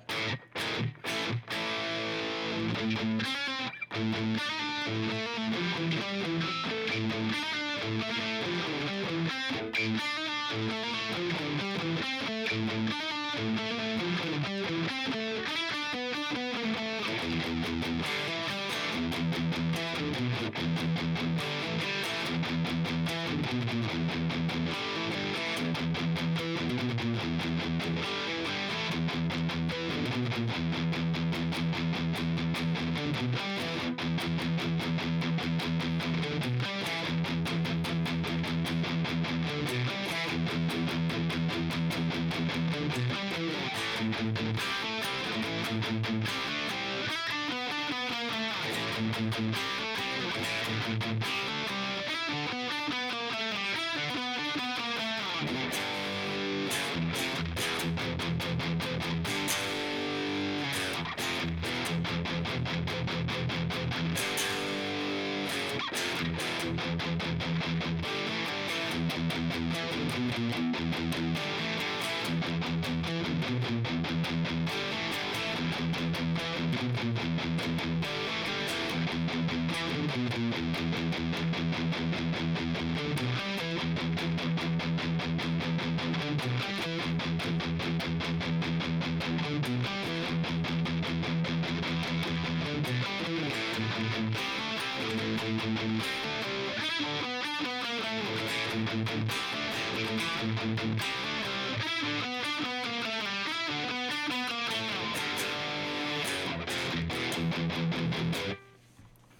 a little.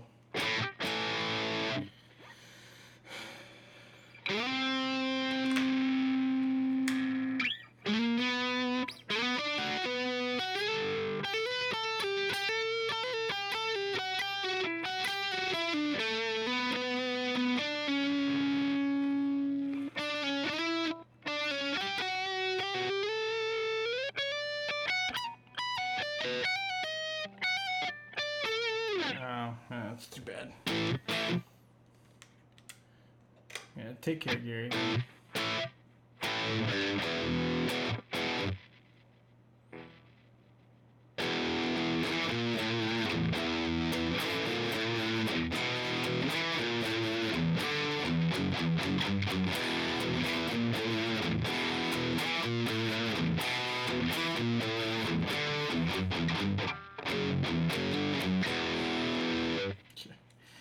Oh, that's pitiful. Pitiful, pitiful. Let's see.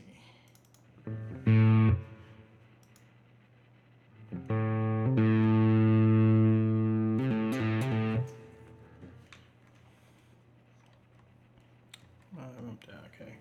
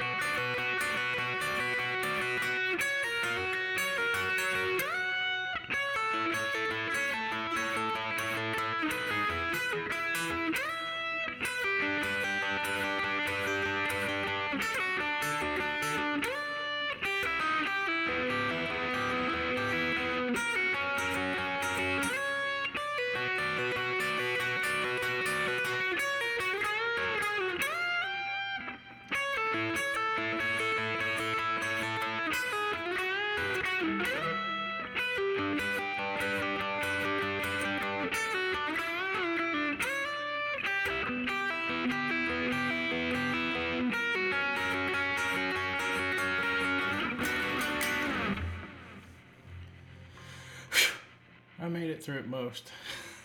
Most of it. I had a few botches in there, but man, yeah, Eagles, man.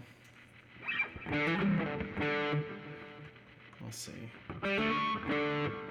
See if I can.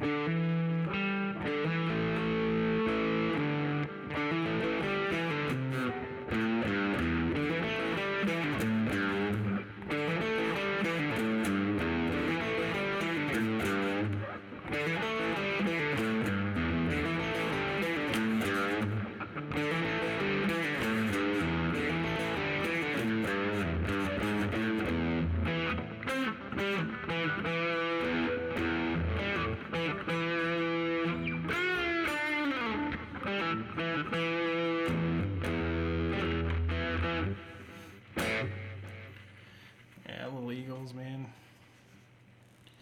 I had to learn at some point. I knew I had to learn the solo for Hotel California. It's just one of those songs, man. It's got that just epic solo in it. And when Felder and Joe Walsh are going at each other, kind of doing the dueling thing, it's pretty cool, man. Walsh is no slouch.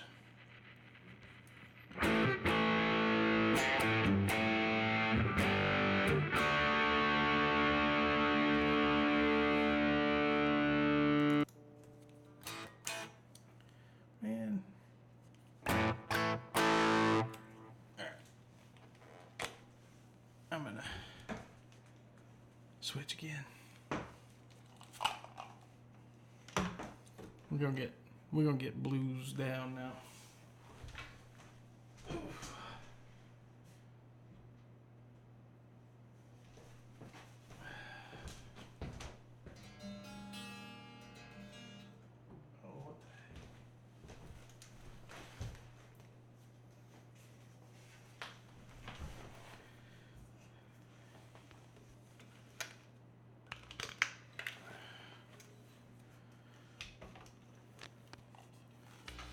I have no idea what this thing's tuned to. I know what it's supposed to be tuned to, but that's not what it's tuned to. I'll be right back.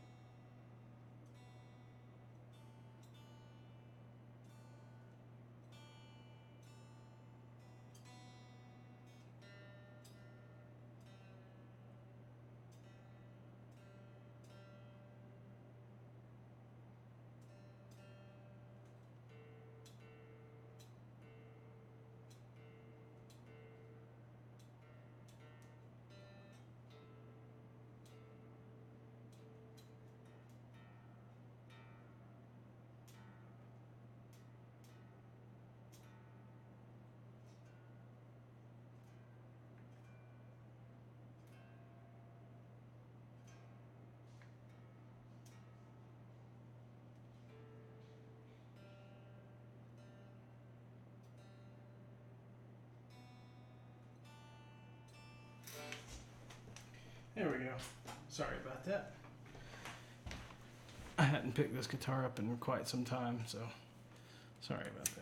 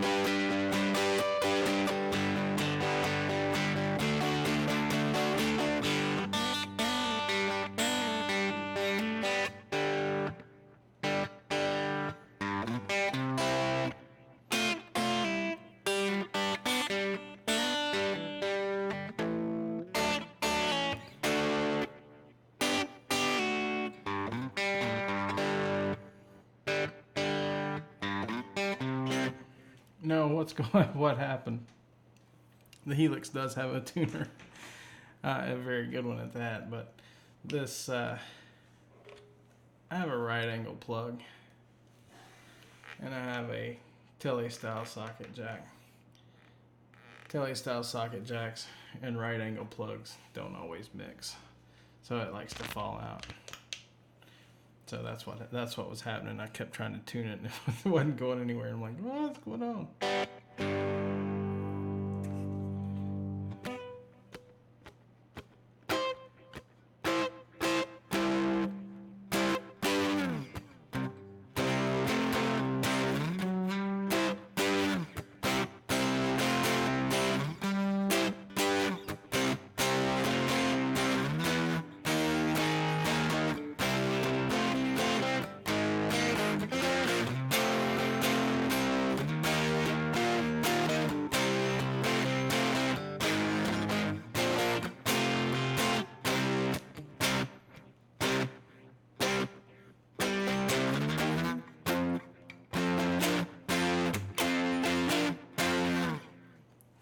I only use right angle plugs, especially on teles. Yeah, this one I need to work. I need to pull the output jack. I need to wind it out a little bit more so it doesn't cause that much of a problem.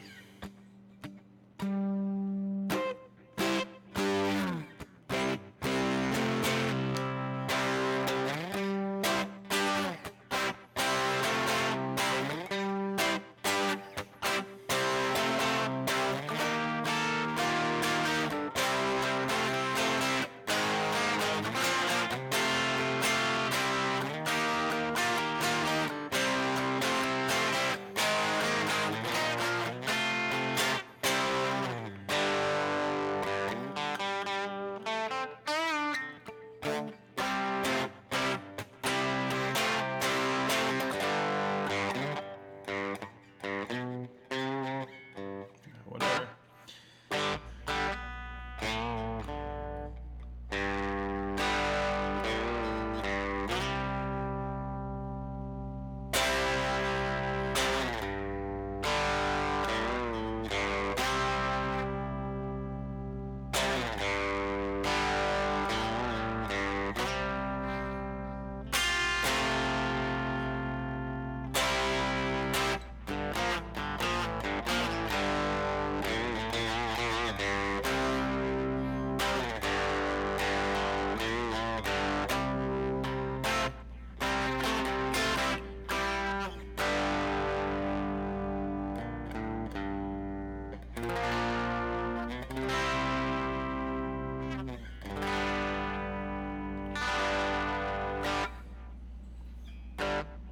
That's about all I can play on this one.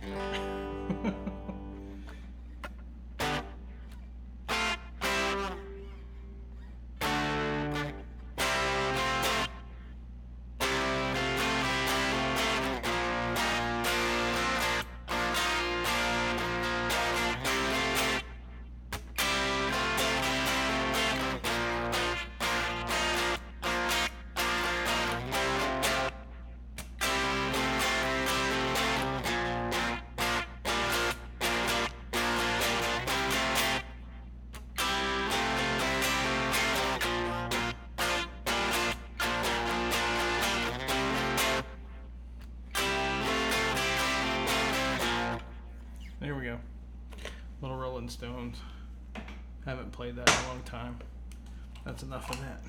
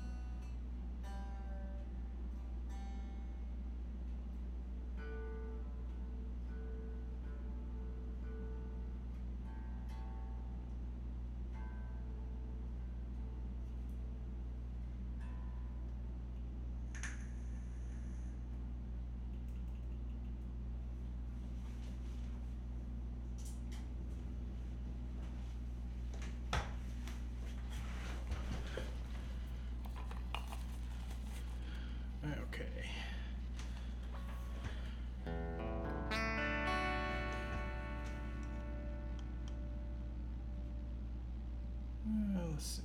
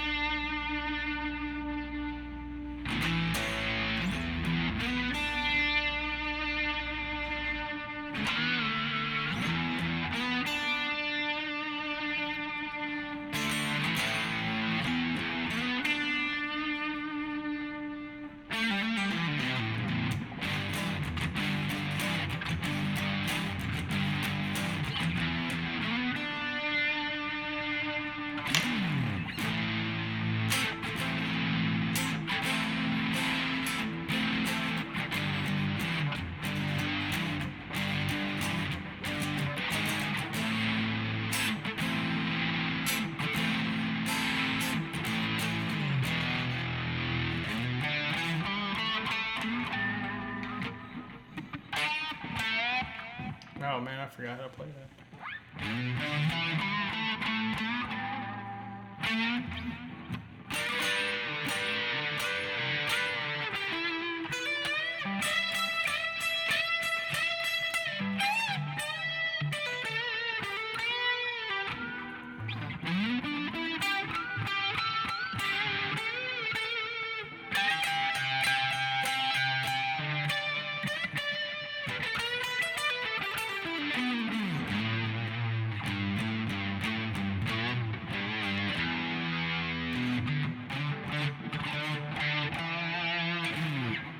That was terrible bad.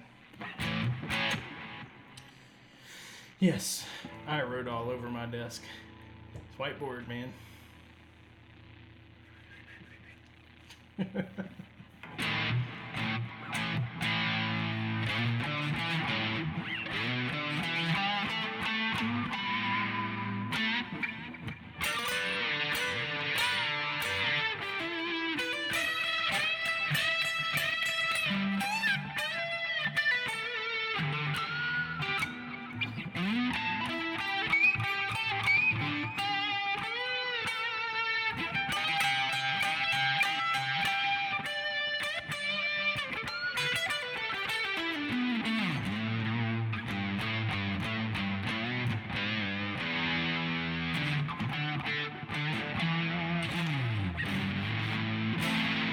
Yeah, that's a little better.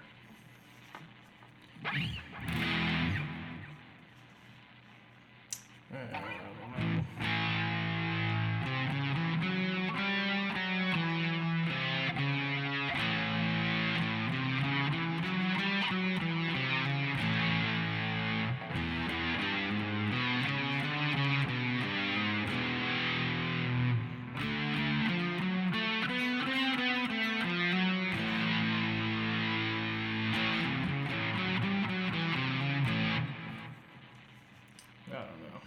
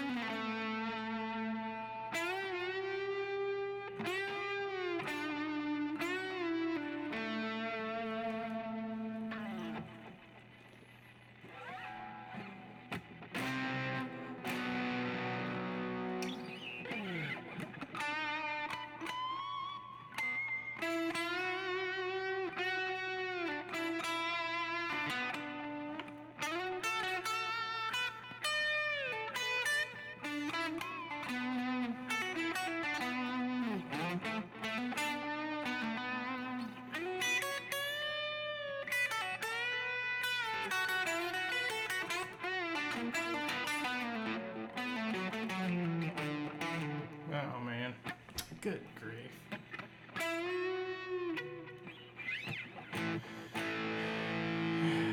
I don't know.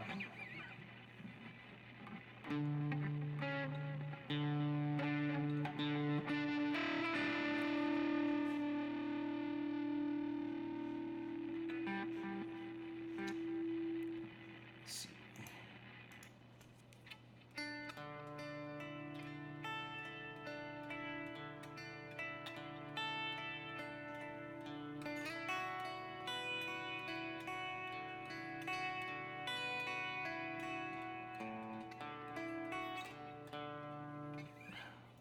And it's just a train wreck.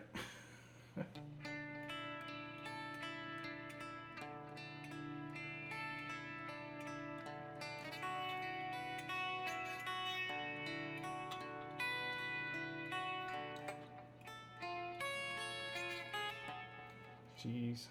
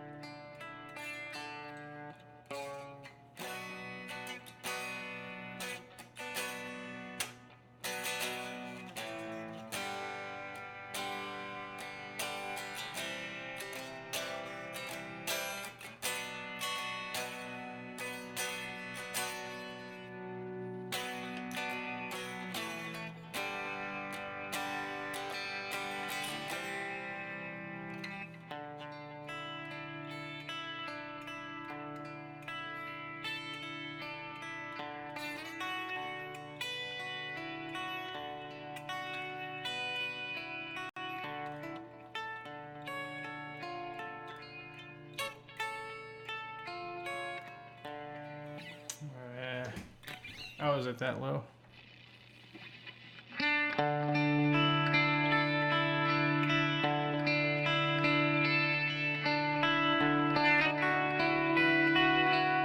that better?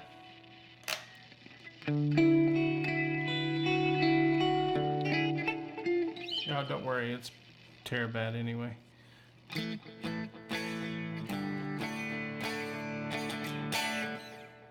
It's bad. My playing's terrible tonight.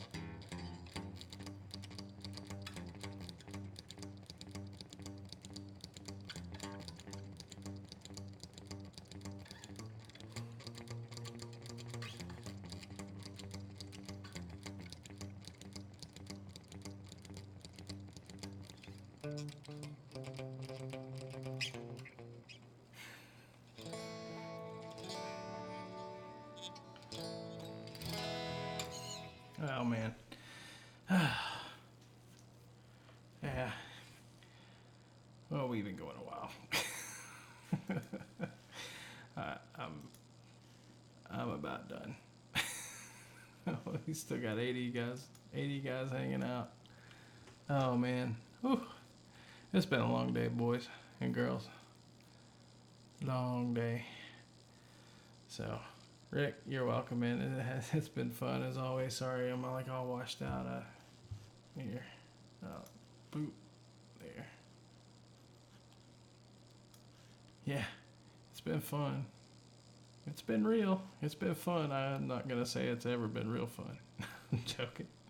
No, thank all you guys for coming, hanging out, and hanging out with me and listening to me. Hey, Mr. B, listen to me beat on this thing and make a fool out of myself yet once again. So, but anyway, I always say, y'all be good or be good at it. If you can't do one, at least be good at it. Or if you can't do both, at least be good at it. See, I can't even get that right. All right, guys, take care. Have a good night and have a great weekend. Be safe. Don't drink and drive. Get an Uber, get a Lyft. Be safe. Y'all take care. Have a good one.